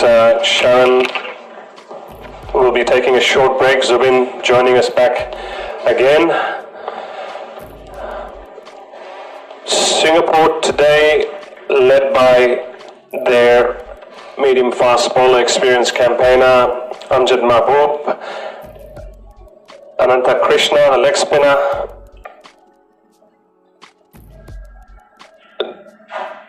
dot ball first up. Welcome back, Zubin. Thank you, Ash, and we're in the business end of the inning now. The last 5 overs, Singapore have done really well to get to where they are.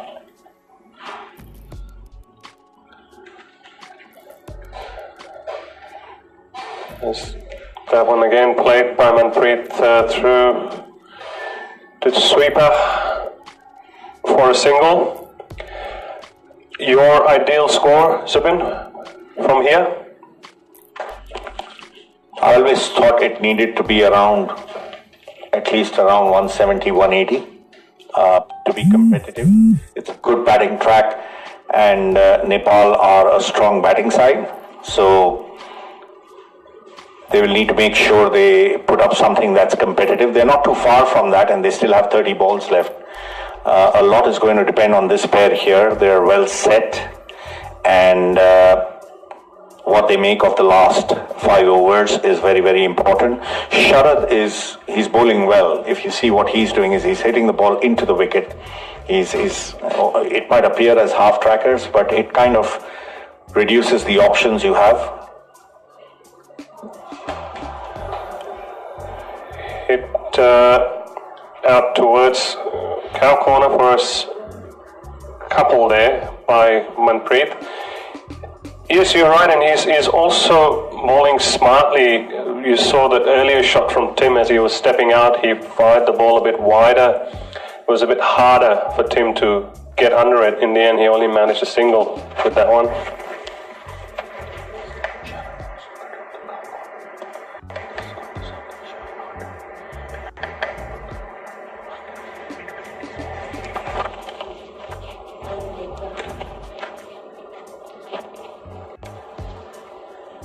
That's well played to deep mid wicket for 1 by Manpreet. Manpreet's he's a thinking cricketer. He's got a good head on his shoulders. It was almost like the right guy to come in to bat after the fall of Rohan's wicket. You needed someone who could partner with Tim and take the innings forward, and these two have batted really well as a pair. So far, yes.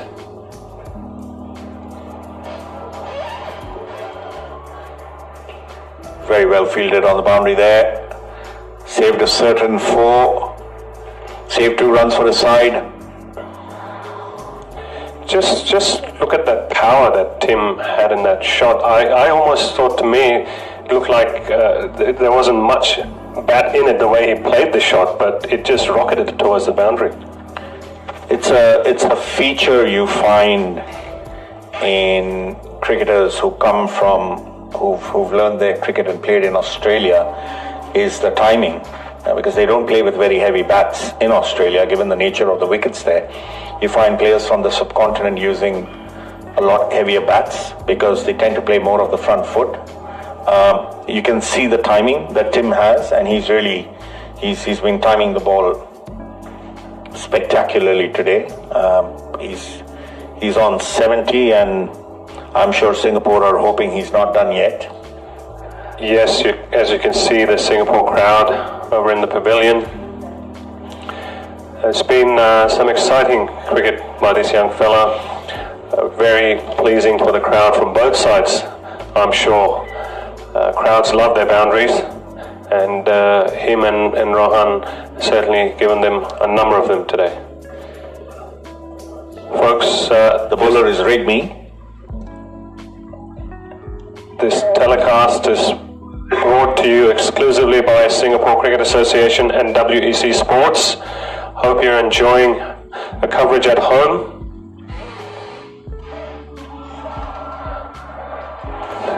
Screamed straight down the ground by Manpreet for a 4, ended up being a full toss, that one.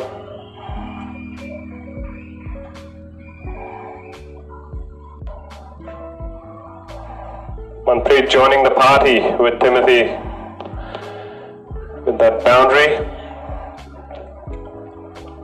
Great use of the feet there. He made that into a full toss and put it straight behind the bowler. The best spot to hit if you want to get a boundary for certain. Another full toss, and this one for a huge 6 towards mid-wicket. As you can see on the replay, stepping down again. Not the best of days for Rigby. He's been targeted by the Singapore batsman. He's given 45 runs. It's an interesting choice by Paras Karkar to give him that over, given that he'd already gone for about 35 in his first 3. He's the captain, he knows best. The Singapore batsmen have batted him well as well. They have certainly taken him on.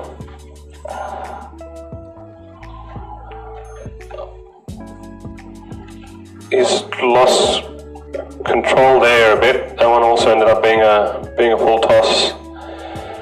It obviously plays into your confidence when you've been hit for 30 odd runs in your first 3 overs. Zubin, you played a lot of cricket.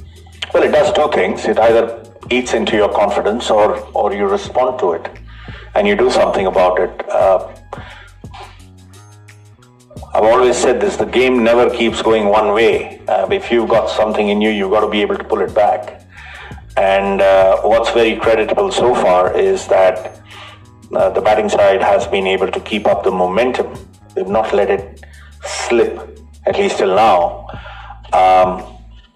It's been, I don't know what it is, but it hasn't been the most impressive bowling effort. It's been a lot of full tosses and balls that have been bowled wide of the stumps. You still have to score of them, but it's, they haven't really tried to pick wickets. They've tried to contain, and this is a very hard ground to contain a batting side on. Yes, with a deck like that, it's just going to be a batsman's day if you're not going to try to take those wickets, like you said. Another big hoik by Timothy. That's a monster hit.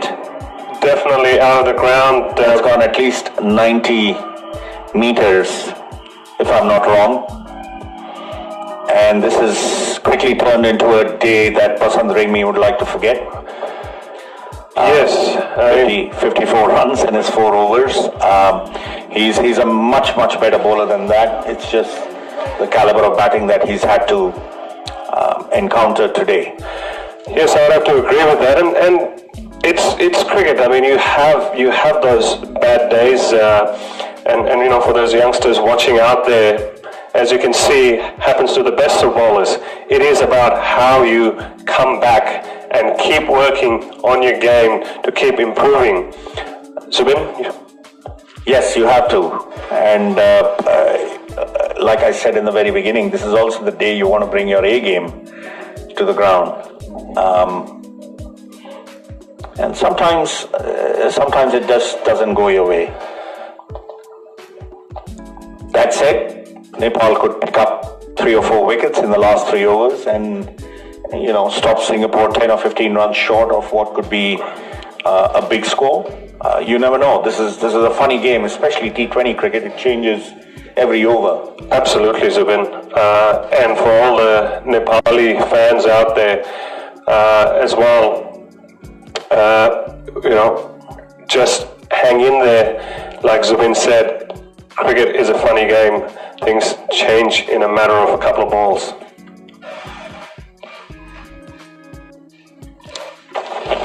Is it Lamichane? Who's the bowler?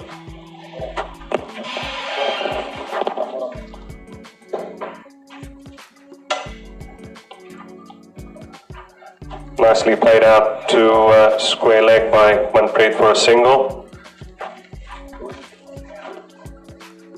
Avinash Bohara, the bowler from the Sprang Road end, switching back to bowling around the wicket to Tim, as he has done pretty much all day. He did that to Rohan as well. I think that's a strategy to the more aggressive of the 2 batsmen, where he's trying to cram them for room. That's out. In the air, and a good catch taken down at long on by the fielder. The end of a very, very good inning by Tim David. Tried to get on with it, and this is exactly what I mean by coming back into the game. That is just the break Nepal needed. That is just the break they needed.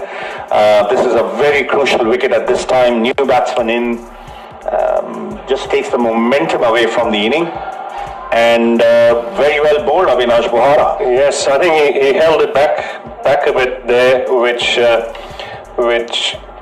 crammed him for room there. Timothy would have wanted to go on to score the big one, get the 100, but having said that, very well played indeed by the young man. As Chetan Surivanshi, not a bad guy to come in, Chetan. If he has a good 10 balls, we could see something spectacular. Yes, from him.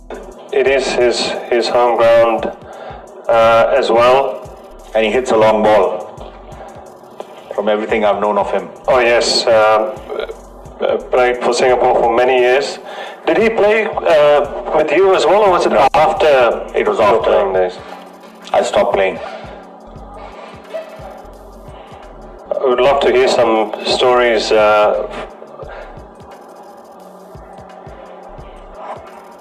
Single taken by Manpreet from you, Zubin. You've been involved with Singapore cricket for many years, played and captained as well. Yes, I started playing for Singapore in 1993, and I just come into Singapore about a year ago, and it's been a wonderful association. Oh, he's hit that in the air, and it's a brilliant catch. Not a happy outing for Chetan. Looking to very well bowled by Avinash Bohara there. He really held that ball back. He's turning the game in the space of 1 over, as I said a little while ago. Singapore need to finish well. It's not over. You know, the difference between winning and losing could be 10 runs. Absolutely. And, that's why you don't lose your shape.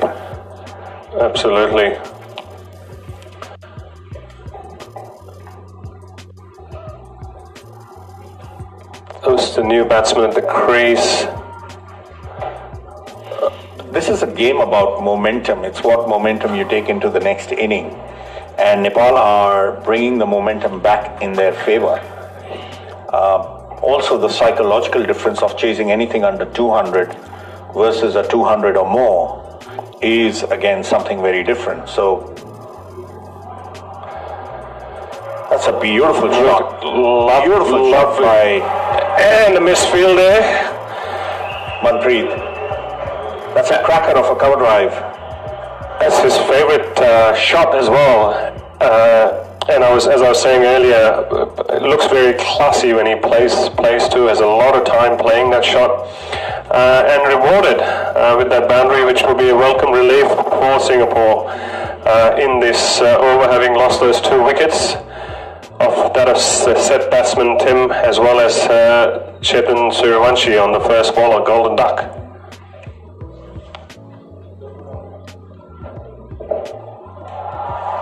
Another beautiful hit. And again, we're seeing proper batting. We're seeing conventional batting, and we're seeing the way Manpreet is reacting to the ball rather than trying to make too much of it. Yes. And what that just tells you, in fact, I was having this discussion with Aminul Islam, who was here as part of the ICC with the tournament. Top player and top gentleman. Indeed. And he was talking about this bit with this whole T20 and power hitting and all that. But also at the same time that if you play with that strong base, with that good technique, you can still score runs, which is what is going to help you, in his view, also to play for longer as well. Because as you get older and the hand-eye goes a bit off, it's a lot more harder. the eye than the hand, but more the eye, and it keeps you in the game, which is why you see people often look at AB de Villiers and they wonder what, he's playing all these shots 360 degrees around the stumps, but that's an AB de Villiers. That's not every batsman is going to be an AB de Villiers, and I think it's very important to know your own strengths. You look at Rohan and his dismissal today, it wasn't any of the conventional shots he played that brought his downfall. Yes. And you look at the difference in Tim David and how he batted and the shots he played. They're both immensely talented players, but it's just that difference of keeping your shape, playing good cricket shots that makes the difference between a 40 and an 80, if you may. Oh, yes. And a single taken by the batsman. The first ball was a wide, so 2 runs off 1 ball so far this over. And that's sensible cricket by Anish. He's not tried to... He wants to give himself a couple of balls just to get a feel of the pitch. Chetan, I thought, went... He got done by a beautiful slow one, yes. No doubt. I mean, it was very well bowled. And that was kind of the breakthrough that Nepal were looking for. Straight. Oh, nearly. And a 6. A good attempt by the fielder at long off.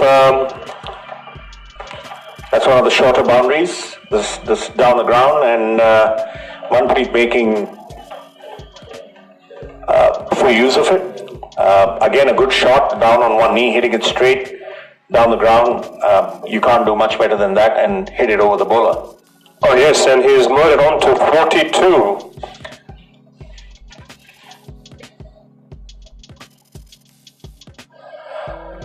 He was looking or asking for that wide there. Nicely bowled in the end by Karan. Karan and Sompal Kami have been the pick of the bowlers for me. They both, especially Sompal, good thing he's had a good day, otherwise you never know what could have happened. Field is running around and he's taken it. Out at mid-wicket or deep mid-wicket. Well bowled by Karan. He tucked that in short. He's got a good measure of this track and he's bowled well. This is his second wicket.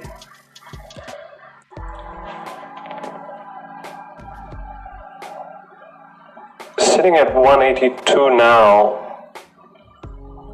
8 balls to go. Anything's possible.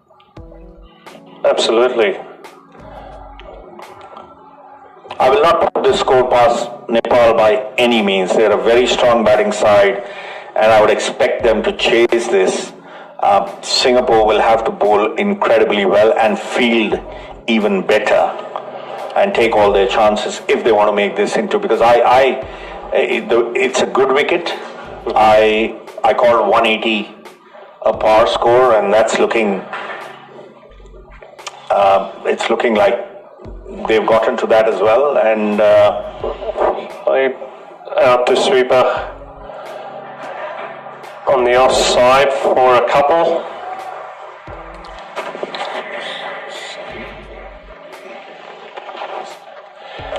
So young Janak Prakash has joined Anish at the crease. He can tee off as well. I've seen him hit a few big ones, Janak Prakash, especially yes. Straight down the ground. Yes, he can.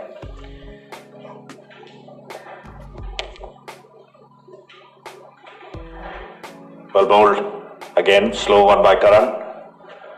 And well played by Anish for a single. 19 gone. Mr. Cover. 19 overs gone. 185. We have a game on our hand, folks. Yes. This will be a very interesting chase. Indeed, Zubin. All of you watching at home, do stay tuned in. For the guys in Singapore, come down to the ground to watch Nepal chase. There's a lot of spectators here today, making a lot of noise from both sides. Quite a nice atmosphere here at the ground. Beautiful day too. The sun is beaming, but it's not that hot as yet. Talking about earlier, as you were saying about Singapore will have to bowl and field well. With a score like that on the board, I mean, as a former player yourself as well, does that give you that confidence, bring in that energy on the field when you know that you're defending a big total? Or can it go the other way too? Could you end up being relaxing a bit? Ooh.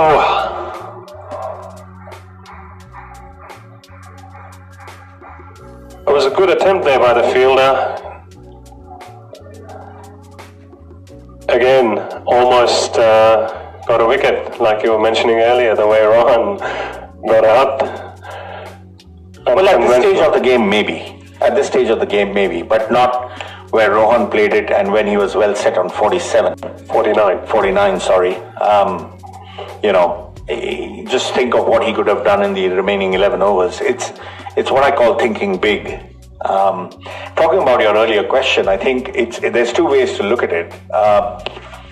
If I'm the bowling and field, it all comes down to what I'm about to do. If I'm a batsman, I'm raring to go in and make a fist of that chase. And I'm sure each and every one of the Nepal players right now, the batsmen especially, are thinking and in their minds planning. They've seen the ground, they've been here for a week, they know what the wicket is playing like. So I'm sure they'll come in with a plan. They'll certainly have a plan. And beautifully bowled. Lovely Yorker there. Beautifully bowled. Bora is turning out to be this could be a potentially match-winning performance for Nepal if they end up winning this game. It's the 4 wickets that he's taken. And I think I was mentioning this a little while ago when Sharon was here. This is not the kind of ground to contain a side on. You've got to keep picking wickets, and that's exactly what he's done. Yes, the way Singapore were going at that 16-over mark, and to me it looked like 200 was going to be easy for them to get. But again, bringing back to what you were saying, a couple of quick wickets, and look at that now. The game rarely keeps going one way. The game's like, you know, it's got these peaks and its troughs, no matter which side you are. And this is a bit of a mini trough as far as the Singapore batting effort is concerned. They still have 3 or 4 balls to finish well. Yes, if they can. Hit down the ground. I think Ananta would not be exactly happy with that one as a full toss. Would have wanted to get more from that ball, one would have thought. Yeah, but one of those difficult full tosses onto his body. Very well bowled. I thought that was very close to probably the umpire calling it, but very well bowled again. Wideish. You also got to remember that this is a final, so there's always the sense of occasion counts for 10 or 15 runs. Oh yes. Singapore were fortunate to win the toss. I think Nepal would have batted first as well. Okay, this one's made the boundary. As you can see this or hear the Singapore crowd going wild there. Last ball 4 by Anish Param. Singapore finishing off with 191. Zubin, would you be happy with the score? Well, it's runs on the board. Happy or not, I've got to put everything behind defending that. It's something I said at the pitch report. If you win the toss, put the runs on the board and then back yourself to defend the score. They've done the first part very well. I think they've exceeded expectations in the score that they've put up on the board. Now it's down to the bowlers and the fielding to see how well they defend. That said, Nepal are a very good batting side, and I would expect them to come hard at the Singapore bowling, chasing this total. And Singapore will have to play out of their skins to really make sure that they don't let Nepal get past the score. Indeed. So folks watching at home, the second innings, Nepal's chase will resume in 10 minutes. So don't go away. It's going to be an exciting chase, as Zubin has mentioned just then, that Nepal is a strong batting team. This is Singapore's home ground. Definitely going to be an exciting second innings coming up. Please like and share the feed as well in your social media pages, and we will see you back in 10 minutes after a short break, folks.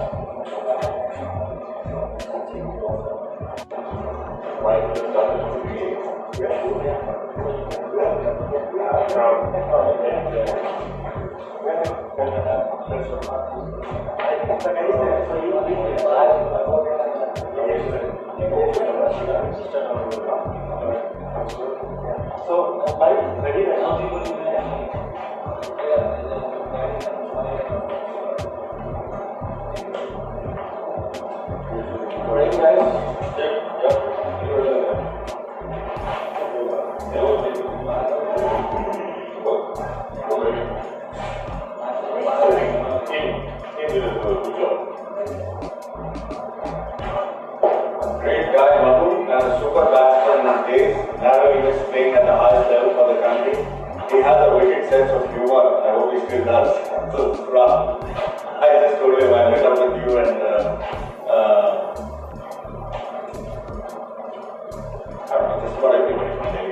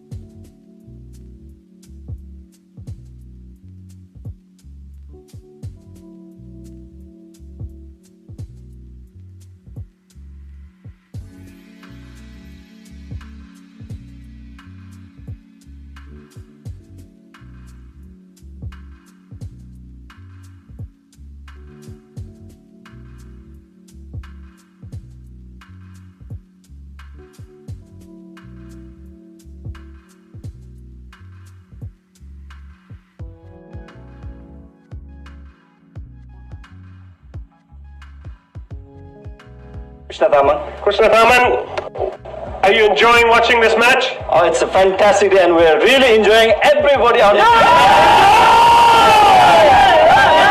So, 191 runs put up by Singapore. Do you think Nepal can chase it down?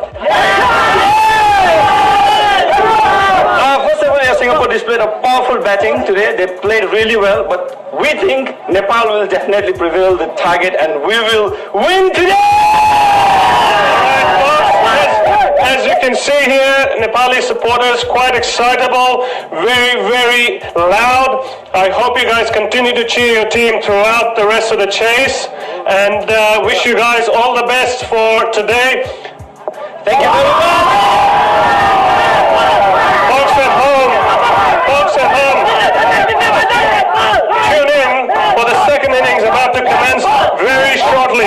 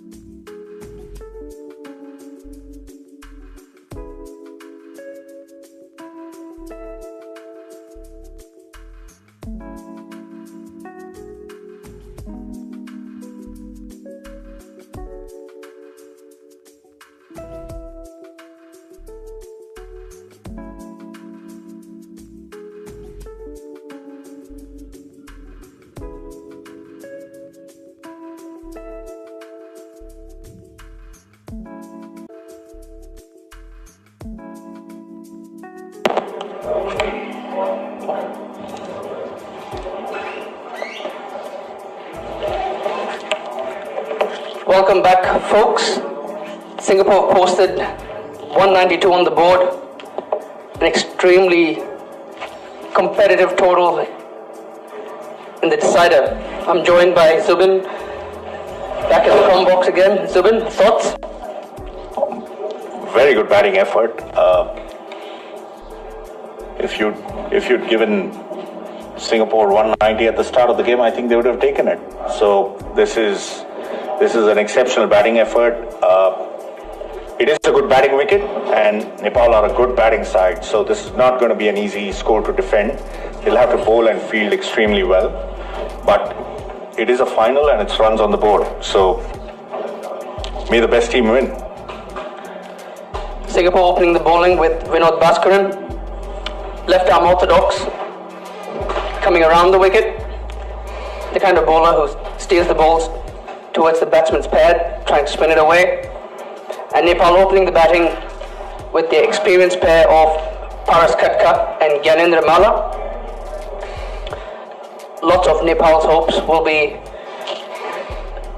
resting on the shoulder of the two opening batsmen, who have both done really well for Nepal.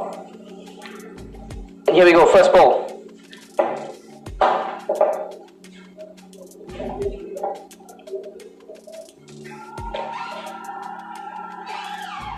And Gyanendra and Paras has played that off the back foot through covers for 4. Really good start for Nepal. Positive start. Vinod will be feeling a bit of nerves, Zubin. I'm sure, and it's a new ball. There's not much turn, so he's got to get the line and length absolutely right. It's an interesting field, though I don't see any sweeper cover,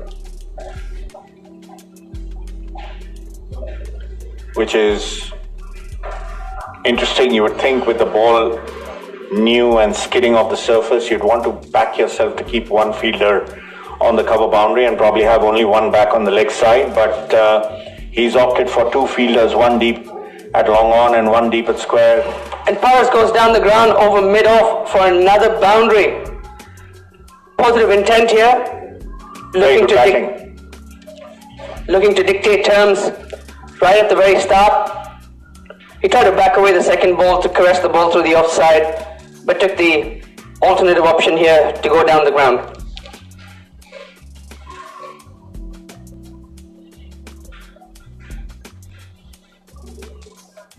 See, that's exactly, I actually would want him playing across the line and not keep the fielder at square leg and invite him to go there rather than go downtown to a new ball, which is the easier option because it's not going to turn that much. And interestingly, Amjad has really well fielded by Vinod off his own bowling. Just to give the viewers a bit of a feel for what the field looks like. You've got a short third man, a backward point, covers, extra cover mid-off, long on mid-wicket, square, deep square leg, and fine leg. well bowled. Good comeback by Vinod in that over, despite being taken for a 4 and a 6. 4 dot balls.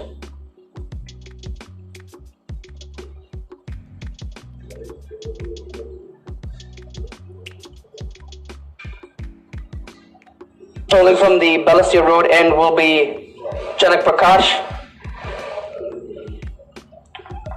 Although a lot of people keep referring to young Janak Prakash, he is a seasoned campaigner, has been playing for Singapore in some high-profile games as well. So he's someone who comes in with experience as well. Yes, and he's one of our exciting prospects. He's gotten better with the years. His pace has picked up, and this will be an interesting test of his mental strength, more not just his cricket abilities.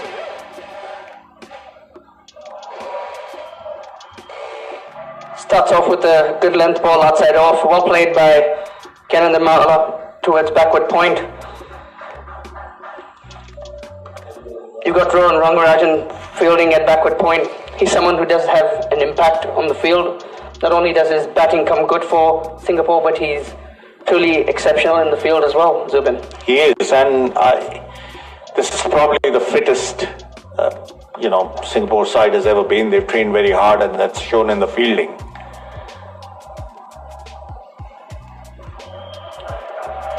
Played straight through to covers to Anish Param.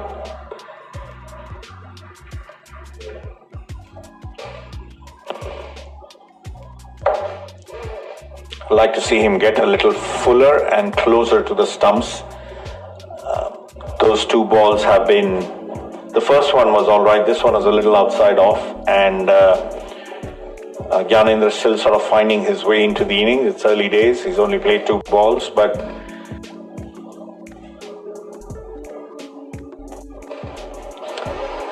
Chanak strays it down the leg side, and batsman picks up an easy 4 runs.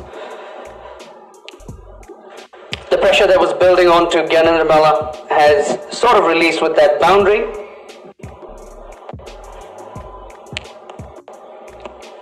The surface that's picked away by Gyanendra Malla off his pads, and it's clipped over mid-wicket for 6.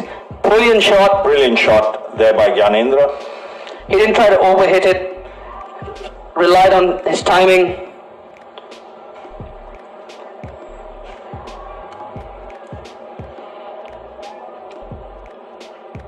Chanak usually gets a lot of movement, especially towards the right-handers moving away.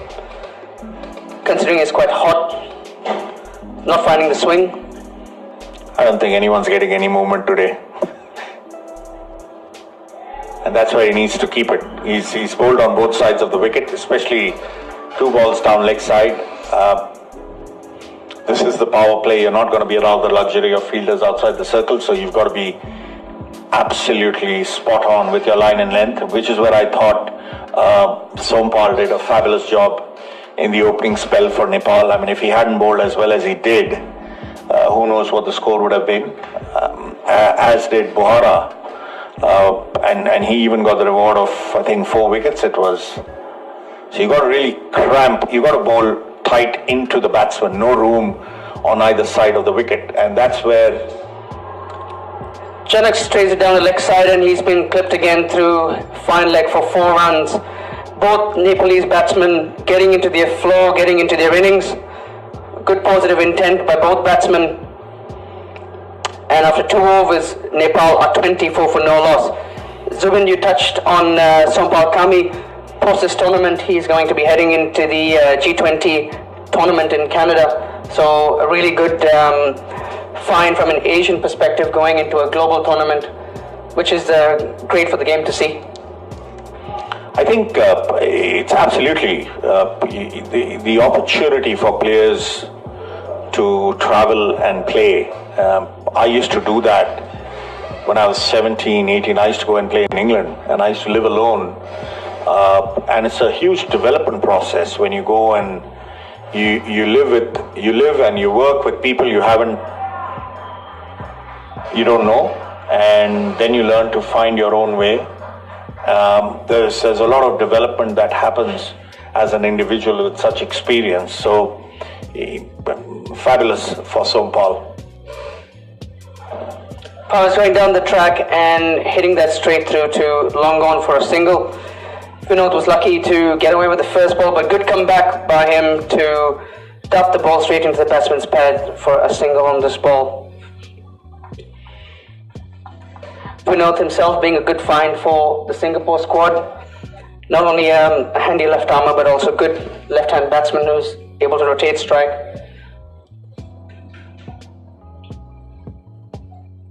This is the first ball. Gyanendra Malla will be facing off Vinod.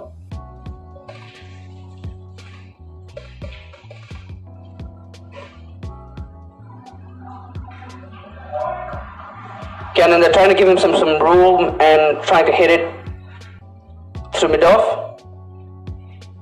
Dot ball.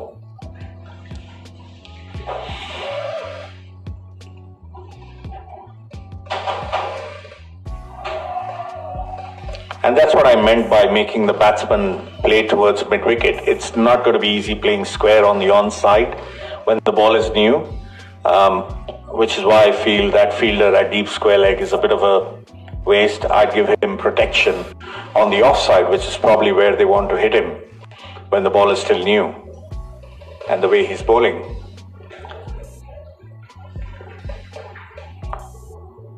Oh, that's not the best effort in the field. I thought he would go for it. Maybe I'm wrong.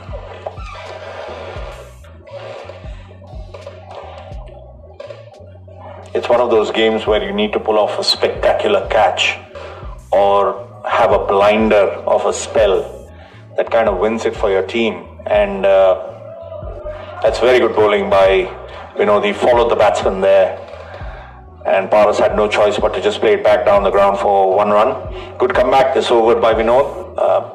Brings a bit of sanity back to the chase.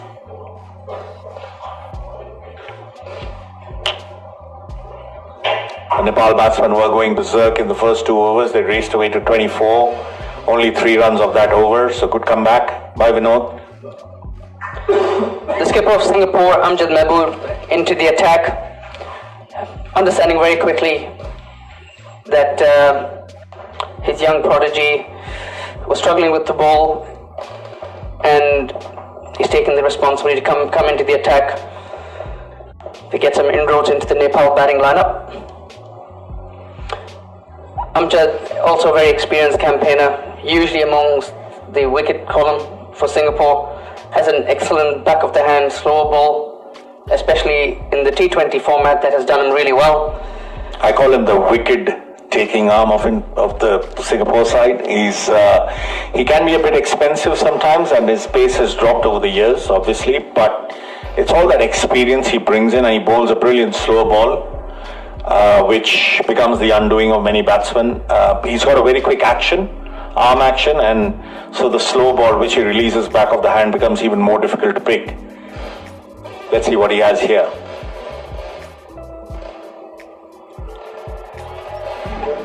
Paras has hit it up in the air and he's caught. And that's a big wicket for Singapore. Did I call him wicket taking arm of Singapore? You did, Subin, you did, and that got the bottom of Paras's bat, and he's caught at mid-on. Good catch by Surendra Chandramohan, and the Singapore squad are absolutely ecstatic. That's a big wicket. That's a big wicket. And I think Paras got done by the pace of that ball. I think he expected it to come onto the bat a lot quicker, and it didn't. So early blow for Nepal. But then again, they're a strong batting lineup. They bat deep, and Singapore need to make sure they keep the pressure here.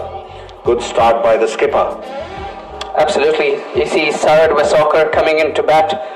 Again, another experienced campaigner, stalwart for Nepal cricket. A lot of Nepal's success has been because of the first three batsmen for Nepal, which is Gyanendra, Paras and Sarad. But the Nepalese will certainly be feeling a little bit of pressure here. Good total on the board. The captain's out of the equation now in the game. Certainly a bit of a dent in the confidence. Yes, they would have liked Paras to continue. He is their trump card in the side.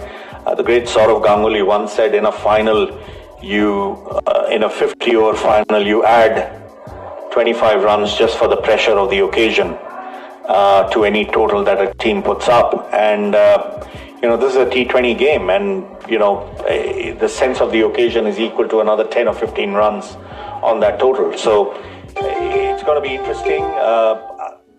Strong batting lineup. They've got to keep a tight line. And what's very important, what was very important about that wicket was that catch being taken, because had it not, if something happens, it just lets the whole team down. And this is where Singapore have been very... And that's dropped at third man. That's a great effort, but bad luck. Short ball outside off. Gyanendra Malla trying to get that over backward point. Gets a fine edge towards third man. Great effort, but fingertips. Very hard to pick those shots. they drop on you very, very quickly, and it's hard to kind of figure. They're falling in front of you. All catches that either fall in front sideways are a lot easier, but when they're dropping in front of you or behind you, then they become that much harder. And this is not the kind of a spinner. This is of a quick bowler, so it's coming flat, but good effort in the end. Ball outside off, left by Sharad.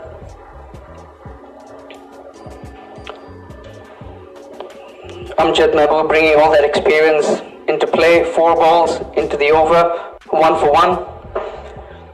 He'd be really happy with that start.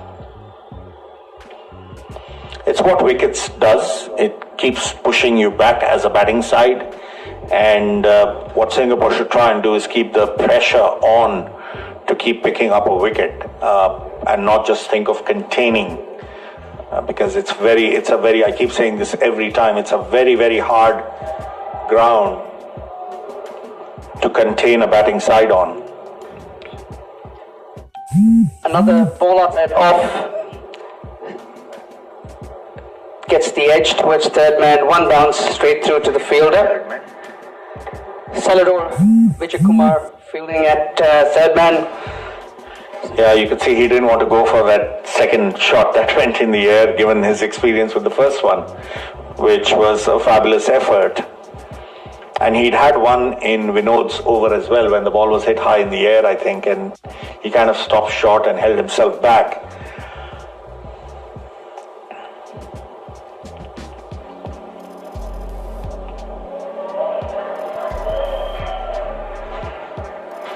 Good first over by Amjad Mahbub. 1 for 2. Nepal are 29 for 1.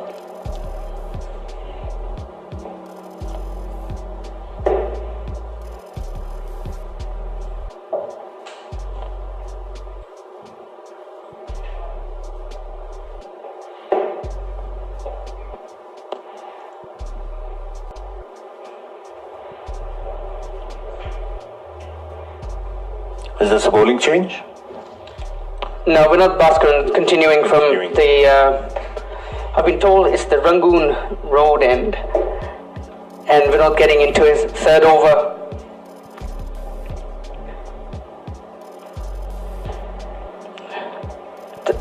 Has done a really good job for Singapore so far. After going for runs in the first over, really contained the batsman. In the second, well bowled. nicely bowled and well fielded. Not giving the batsman any opportunity to rotate strike.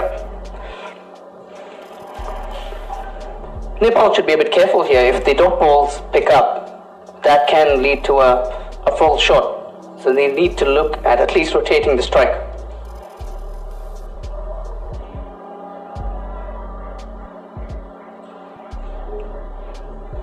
Well bowled again by Vinod, darting it into the batsman's pads. Not a very big turner of the ball, but gets the ball to move ever so slightly. Which is probably why he gets the new ball. You know, he's very accurate. He's very hard to get runs off, and he bowls these darts into you, and you can see the pressure he's already creating on Sharad, who's a new batsman on strike. He's only played 5 balls, and I think what Nepal need to do is just compose themselves and play sensible cricket. What they don't want to do is give another wicket to Singapore at this stage. Even if they fall behind the run rate just a little bit, they can always pick it up. There's got to be the 4th and 5th bowlers of every bowling side. So see how they go and just consolidate for the next 5 to 7 overs. Oh, that should have been caught. The chance goes missing. As I was saying earlier, Singapore will have to field out of their skins if they want to win this game. And, you know, a team like Nepal is not going to give you too many chances. And when they do come, they have to be taken.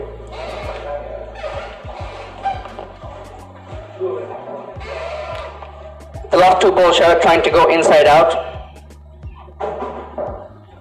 Short ball by Vinod.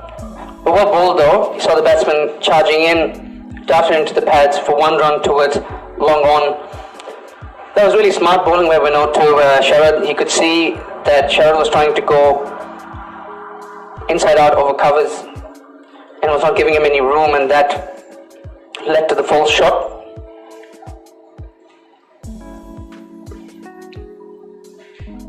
Well played by Gyanendra Malla, straight down to long on for a single. Vinod's bowled his third over, and not a single ball has gone to deep square leg in the 3 overs till now. Sorry, I'm just going to keep harping about it. It's a field I would leave open and ask the batsman to hit through there. He's so hard to hit off the pads, Vinod, and he's given 3 boundaries on the offside. So that's probably where I should be giving him more protection. But it's worked so far, and Amjad into his second over. We're going to have a change. I'm going to hand over the mic to Ash and take a break myself.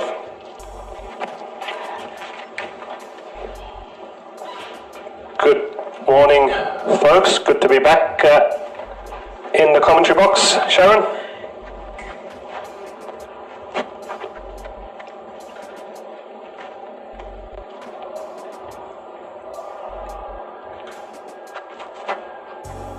Misfield there, behind square. Batsman managing to get a thick inside edge towards shot fine and run to the boundary for 4. So Nepal are 35 for 1 after 5.1 overs. Cash, but realistically, if you look at it, Singapore would have taken the start, considering the score on the board and the pressure that they've created with a few dot balls. They wouldn't be complaining at this point. No, I certainly would agree with that one. So far, so good for them, chasing 192. Definitely a tall order, especially in a pressure game.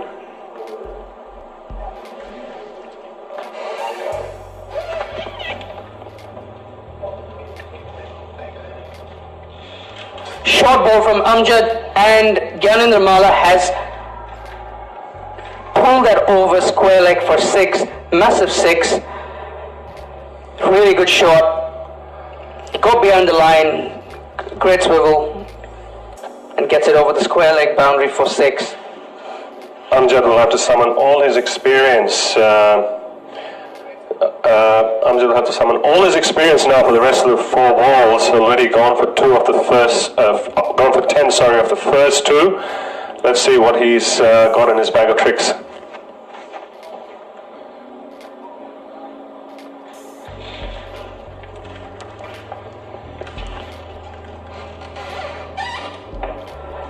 Gyanendra Malla takes Amjad over mid-off for another 6.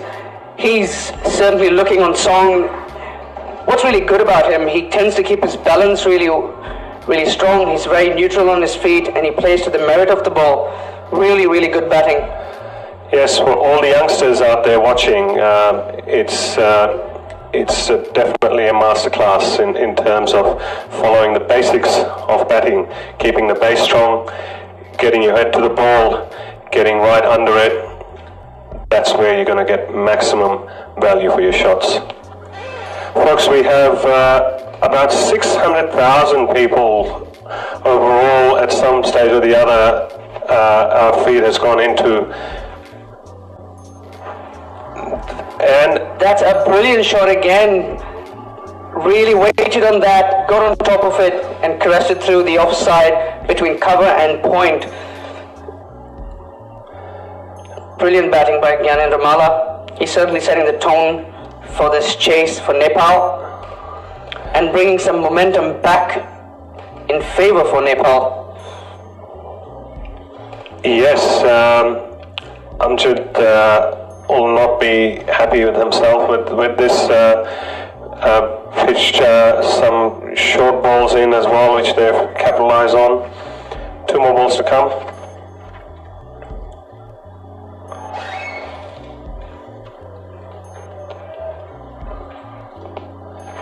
That's the first dot ball in the over. He certainly would want to keep the next one to a dot as well, with about 20 runs already in this over. Cash, I can already see the writing here. It's Nepal just on track now with their 20 runs, 51 of 5, getting close to the 6th over, going close to 9 runs and over. What's your prediction on a close finish here, Cash? Look, it's certainly setting up well, like you said. Singapore has had a couple of fumbles, a couple of drop catches so far. If they want to stay in the game, they're going to have to definitely lift their fielding side of it as well a few notches, as well as with the bowling. I mean, it's criminal to bowl short or give the batsman any width on this wicket.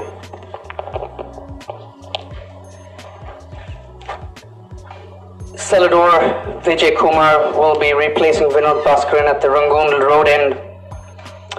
Bowls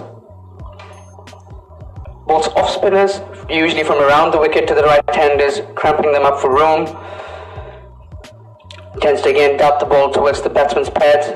Usually has a very tight leg side field, trying to encourage the batsman to play on the offside.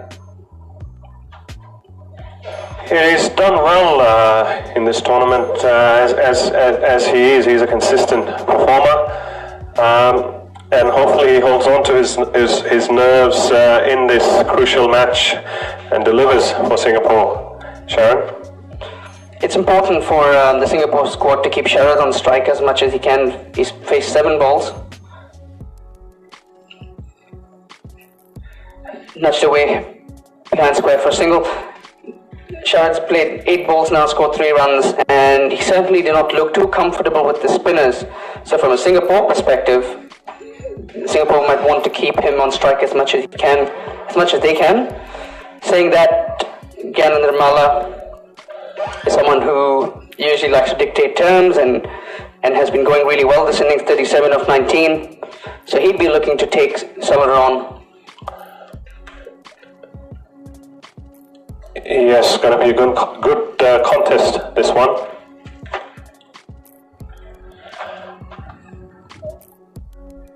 Celador, that ball was swept towards backward point, bit of a turn on the ball, leading to a misfield, and the batsmen were able to come back for 2 runs.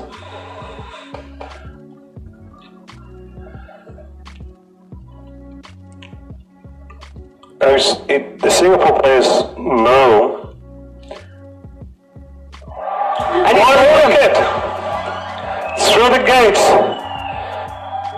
You miss, I hit. Celador has cleaned Gyanendra Malla off. A very crucial wicket here for Singapore. Brings them right back into the driving seat if they can keep it tight from here on. I was just going to say, just before that ball catch, why do I feel there was something that's going to happen this ball? Should have said it. Look, Sharon, that one, I think we've done a couple of those commentators curse bits. That's why I've been holding myself back actually from really making any predictions. In fact, even just before the ball that Rohan got out today as well, I was just talking about how well he was playing, how well he's approached the game, and I was looking forward to his 50, and he got out. New batsman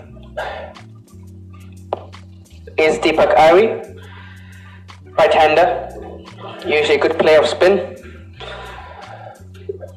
Paras Khatka and Gyanendra Malla both back into the dugout for Nepal. Yes, and obviously they're 2 best batters as well, and they've done well throughout the tournament too. And I'm sure the Nepal fans were also counting heavily on at least one of them coming through and playing a long innings.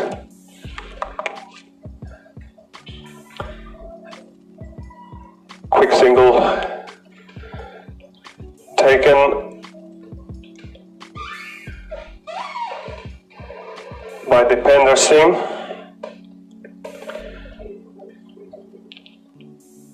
Celador has done well so far.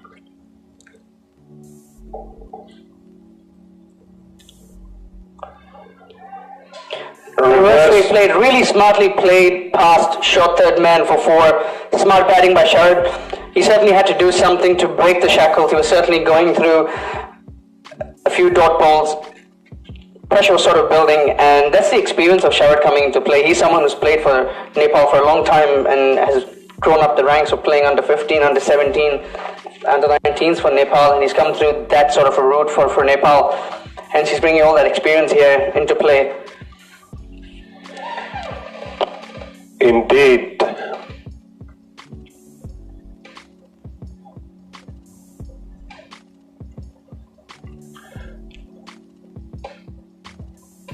You're going to want to try to predict the type of ball.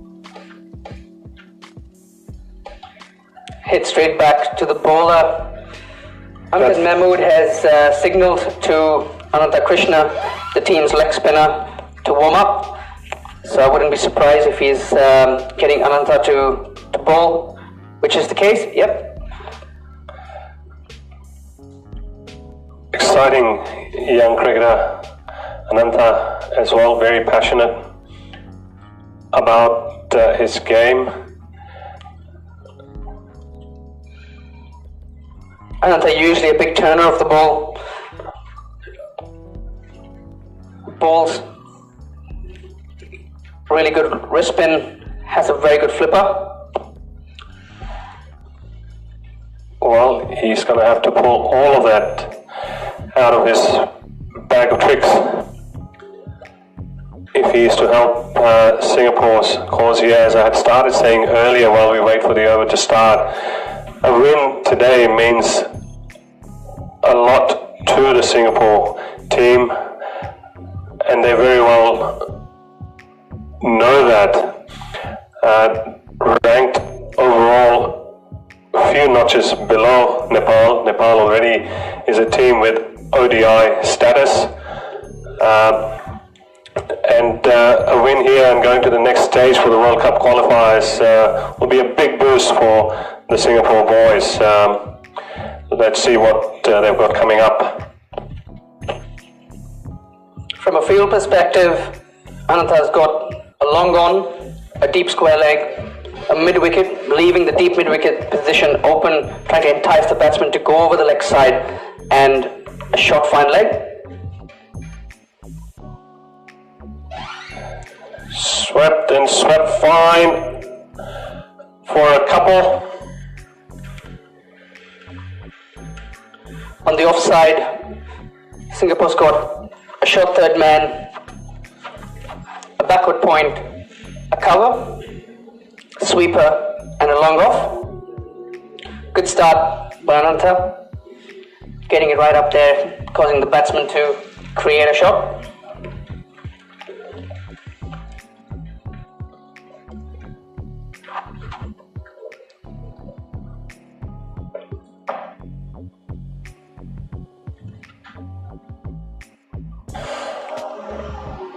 Really well bowled by Ananta, enticing the batsman to come down the track, getting the ball to dip, and the batsman fortunate enough to get a bit of an inside edge onto the pad.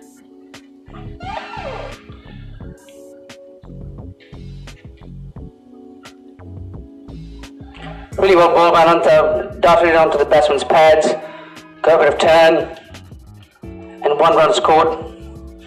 No, some intelligent bowling there. Saw the batsman ready and wanting to step out of the crease. Did that the first ball he faced off him as well.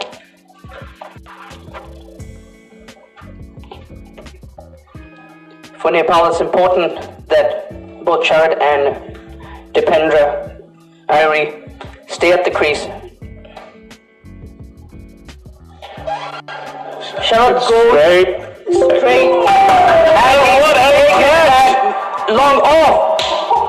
A brilliant catch right on the ropes. That was a brilliant catch by Janak Prakash at long off.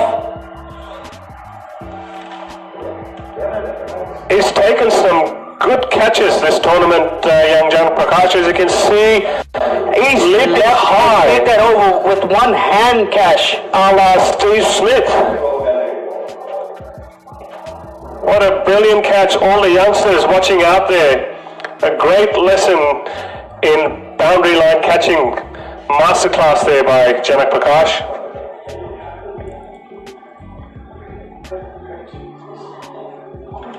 That was probably the catch of the tournament, Cash. Yes, I would have to agree.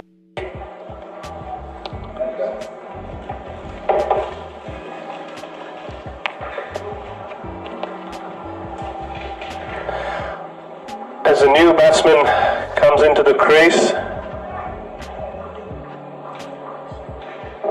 Rohit Kumar. Nepal. Rohit Kumar Paudel, the new batsman. I've just been told, in fact I was part of it, I should have known, the same catch that Janak Prakash took, very similar to what Tim Davis took off the reverse sweep at point. Yes, Singapore versus Malaysia. Yeah. Yes.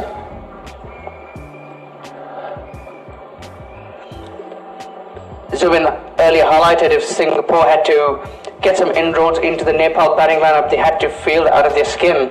And just with that catch, it shows how it can actually demoralize the opponent. And as he runs that down to long on for a single, and also lifts the morals of your team.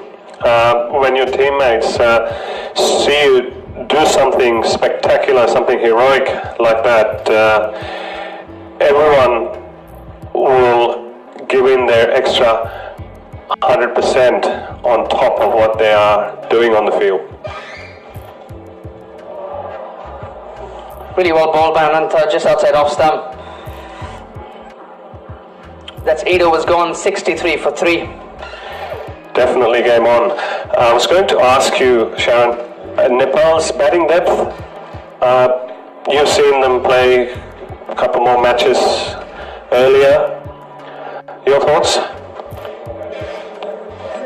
Nepal's got a deep batting lineup, and this is when associate countries play with each other, they usually tend to bat deep because of the caliber of cricket that you play within Asia. They all know each other well, so they tend to bat deep. And the wickets as well in the subcontinent helps them to sort of bat deep as well, because they're playing in sort of similar conditions. Karan Casey, for example, batted at number 11 for Nepal and scored a 50 to get them over the line to get ODI status. So certainly bat deep and a good side. Dot ball there, first up.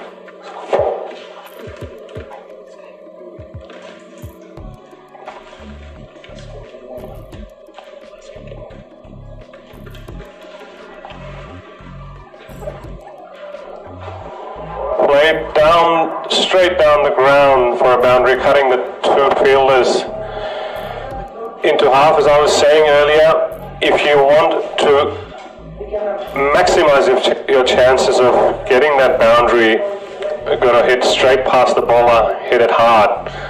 You're going to get it 9 times out of 10. Good shot by Rohit, good intent. Even with Nepal 3 wickets down, they're still going for their shots. And he's hit it straight back to Salvador, who's taken a cotton ball. Brilliant, brilliant. He's more than made up for that drop catch earlier.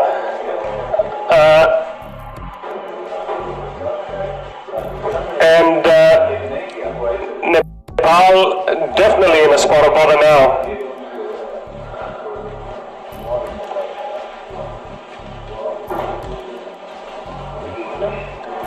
My oh my, what are we seeing here, Cash?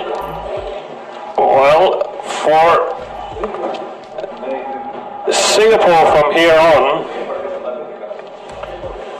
they just have to keep their bowling tight, avoid those misfields. They will have themselves right in the game, I would say, all the way through.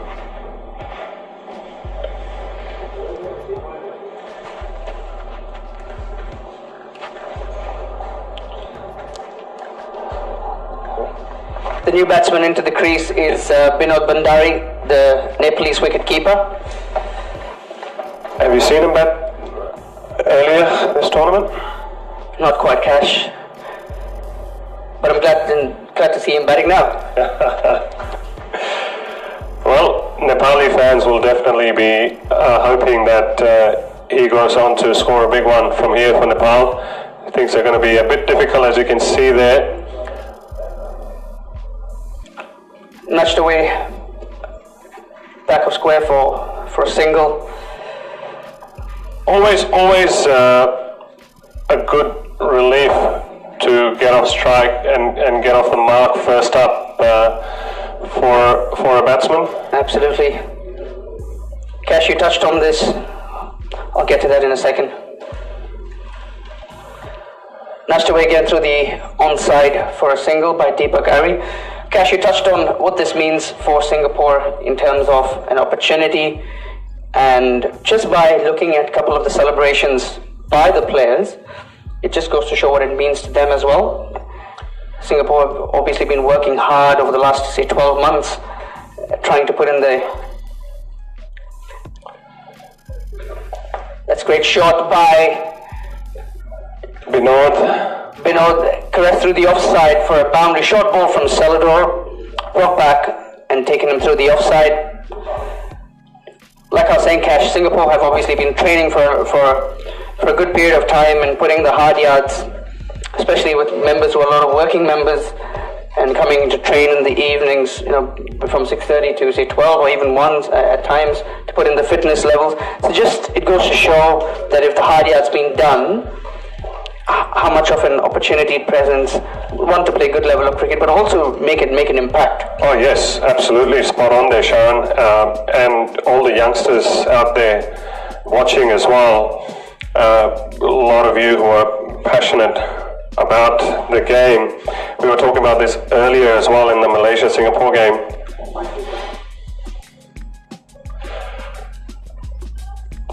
Almost, I thought there was going to be another catch behind square there, the way the ball ballooned up as he tried to paddle that towards fine leg. But yeah, that importance of hard work, the dedication, the sincerity, always pays.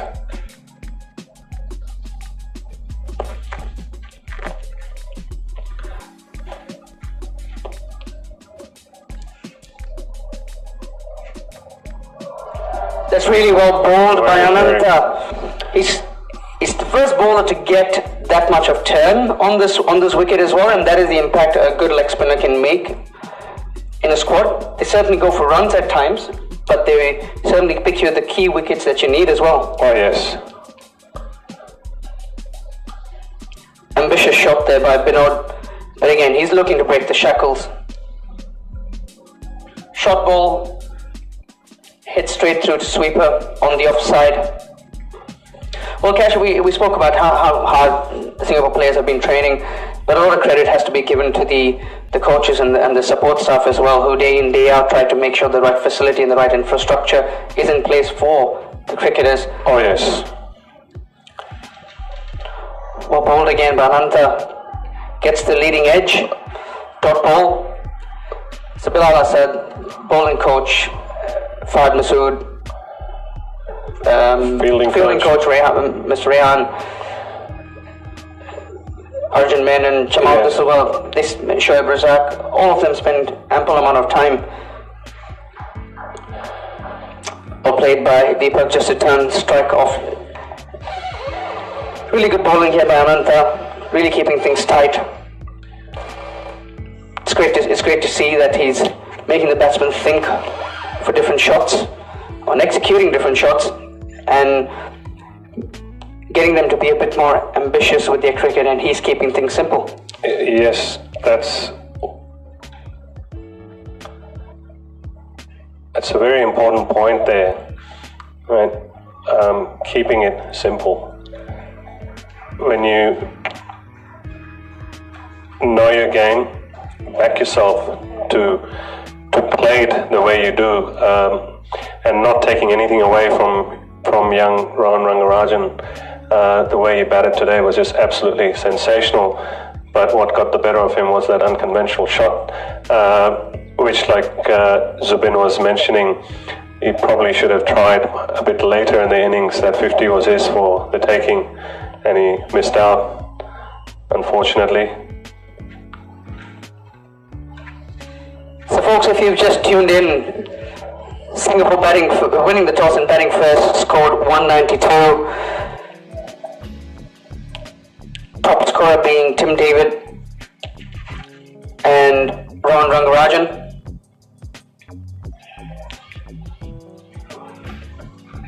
Great shot, well fielded by Tim. Oh, brilliant effort.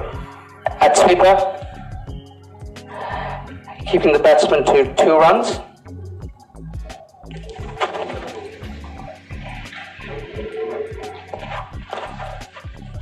Yes, very good effort there by Tim. He's a tall lad, not that easy to run and get low on the ball to pick that up in the boundary, but very good effort. That's a slog sweep onto the leg side. Fielder's getting underneath it, and he's got it.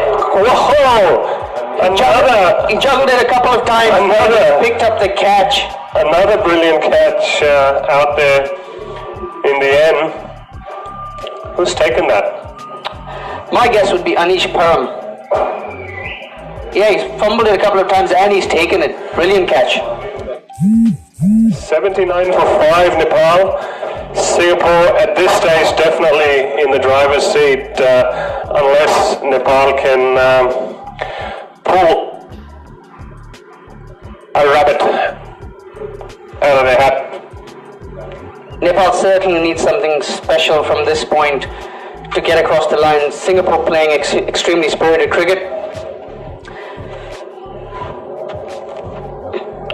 So folks, if you just join in, Singapore batting first, scored 191 for the loss of 6 wickets. Tim David's top scoring with 77 of 43. Rawan Rangarajan scoring 49 and Manpreet Singh getting 42. For Nepal, Avinash Bohara picking up 4 wickets and Karan Casey with 2. Nepal currently 79 for 5, opened up with Paras Katkar and Gyanendra Malla. Malla scoring 39, Paras getting 12. And since then it's been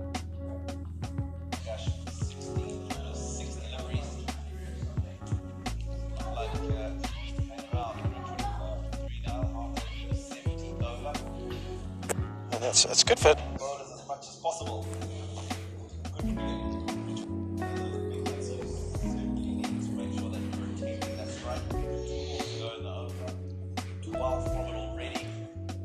That's been a very good over for Singapore. And Tim now facing. Can he continue this big hitting that we've seen so far? Just the one, it's a misfield. Not something that you want to be seeing from a Nepali perspective. And it just gets a bit frustrating, doesn't it? Teammates will just get a little bit. It's not what you need right now. Especially at this stage of the innings. Yeah. What I was going to say.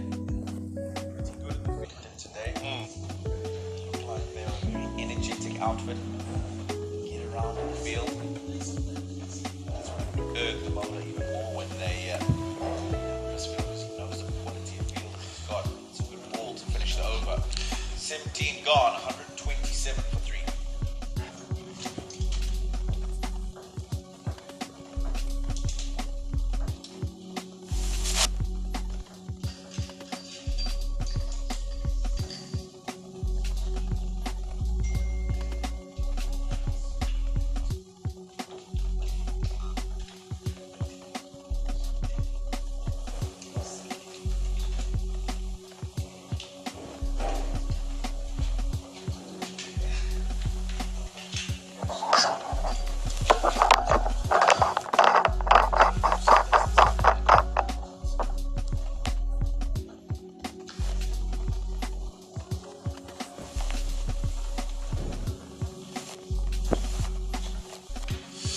Still lots of batting to come, as you just saw.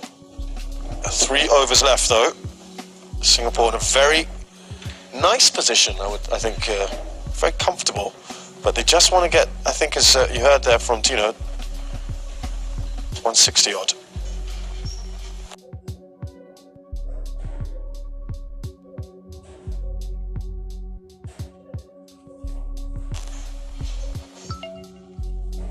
Yeah, it will be interesting to see how this is going to go with Sandeep Lamichhane. Into his last over, we've seen Tim David take on those straight boundaries with a fair bit of success already today. We saw Richmond Mutumbami doing the same thing for Zimbabwe last night. Excellent figures so far, isn't it, for Lamichhane, as you'd expect. Hats off to Singapore, by the way, with regards to the manner that they've played him today. The Zimbabwean batsman yesterday looked to try and get after him, lost crucial wickets at a crucial stage in the innings at the beginning. Yesterday he was used early because Paras Katka realized that I need to get early wickets and this is the man that can do it for me. Today they've come out here and they've played him knowing that he's only got 4 overs, let's not give him wickets. And that's the reason why they are in such a good position. 128, halfway through the 18th over, but still 7 wickets in hand. Very, very key. Yeah. Now Tim David, a single to make his 50. And he gets it. Tim David with the half century. Nicely done today, off 38 balls. But he'll want to push on. I think we can see him spread his wings a bit, if I can use that analogy from here on. He's been exemplary. Kept the innings together, rotated the strike in between. When the ball presented itself in areas where he can score, he did that. It's been a really good innings, and as you say, he'll want to go on from here. If he can get himself to the end of the innings, I can see a formidable total on the board for Nepal to chase second time round.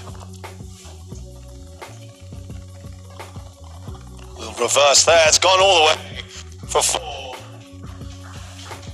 And, yeah, frustration, I think. A little bit apparent here from fielders.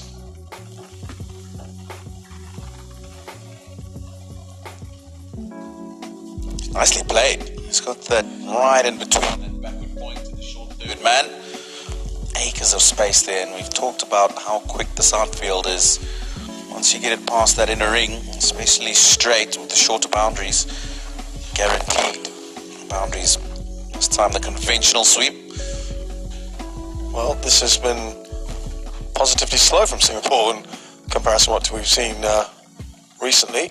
But it is a good bowler. 134 for 3 off 18.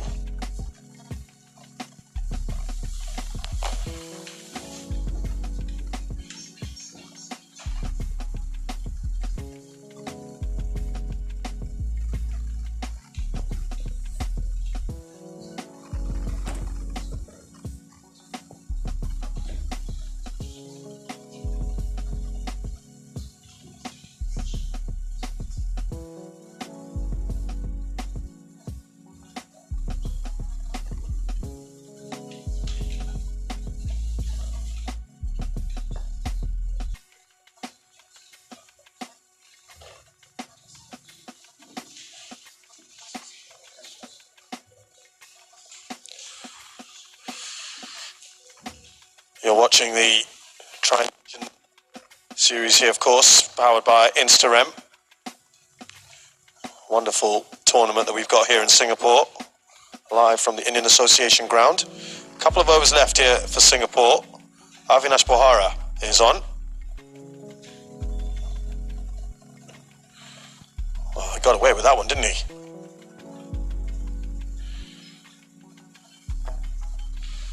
Janak trying to push at everything now. You still sticking with 160? Tough call now, but I'll stick with 160. I think, as I said, anything less than that, maybe a little bit of disappointment for Singapore because they've set this up really nicely. That's a couple of dots as well. It's been good for Avinash. Now that pressure just coming into your mind now, isn't it? Janak knows he's got plenty of batting come. Oh, that's well bowled. Brilliant. That's really, really well bowled. Two good Yorkers. Derailing a total of 160 here, I think. I wonder they're hearing us out there because they're...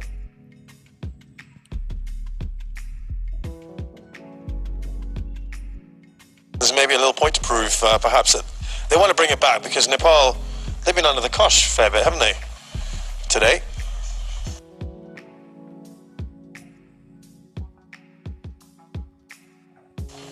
The last few overs in particular.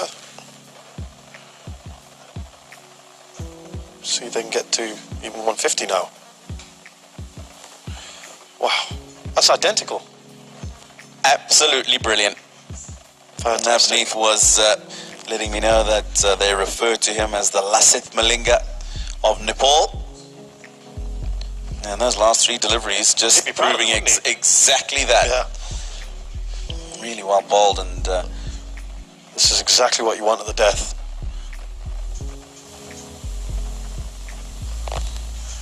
Well, you needed that. Is it going to go? No. Very nicely done, Sompal. But what an over this is. absolutely. And Tim David will be a bit irked, I think, that he gets one ball at the end of the 19th over. He's chomping at the bit. I'm sure he just wants to... Well, let's see if he tries to just push this for a single. I reckon he's going to try and go out the park, yeah. Well bowled. Yeah. Really good ball to finish the penultimate over. So 19 overs gone, just the one to complete the first innings here, 136 for 3.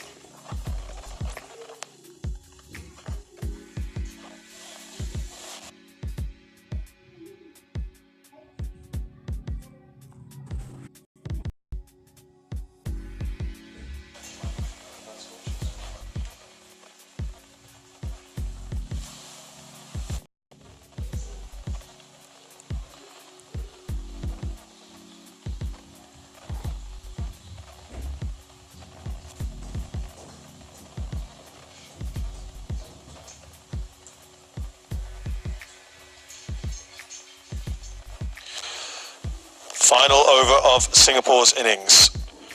136 for 3. Sompal to bowl this final over. And we've just seen some excellent bowling. Can he continue that? Vital that he keeps the runs down here.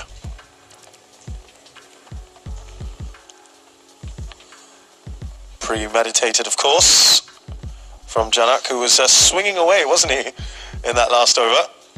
Desperate to get some kind of contact on the ball. Good work, mind you, from Nepal captain, Paras Khadka, extra cover. He'll be quite happy, I think, with the manner in which the back end of this innings has gone. At one stage, it really did look like Singapore were going to get comfortably past the 150 mark. At the moment, they'll be quite happy with that. To go, they're going to be struggling to get there. And also, a good statement of intent to put Sompal on. He's taken a fair bit of stick already, and given him the faith to bowl this final over. Again. Well, they've tightened it up, haven't they?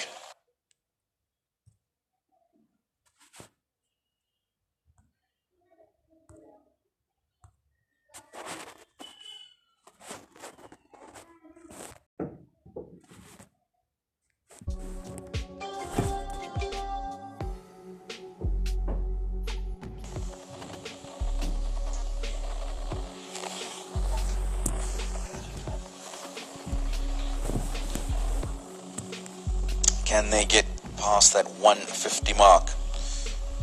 It's just a psychological barrier, that isn't it?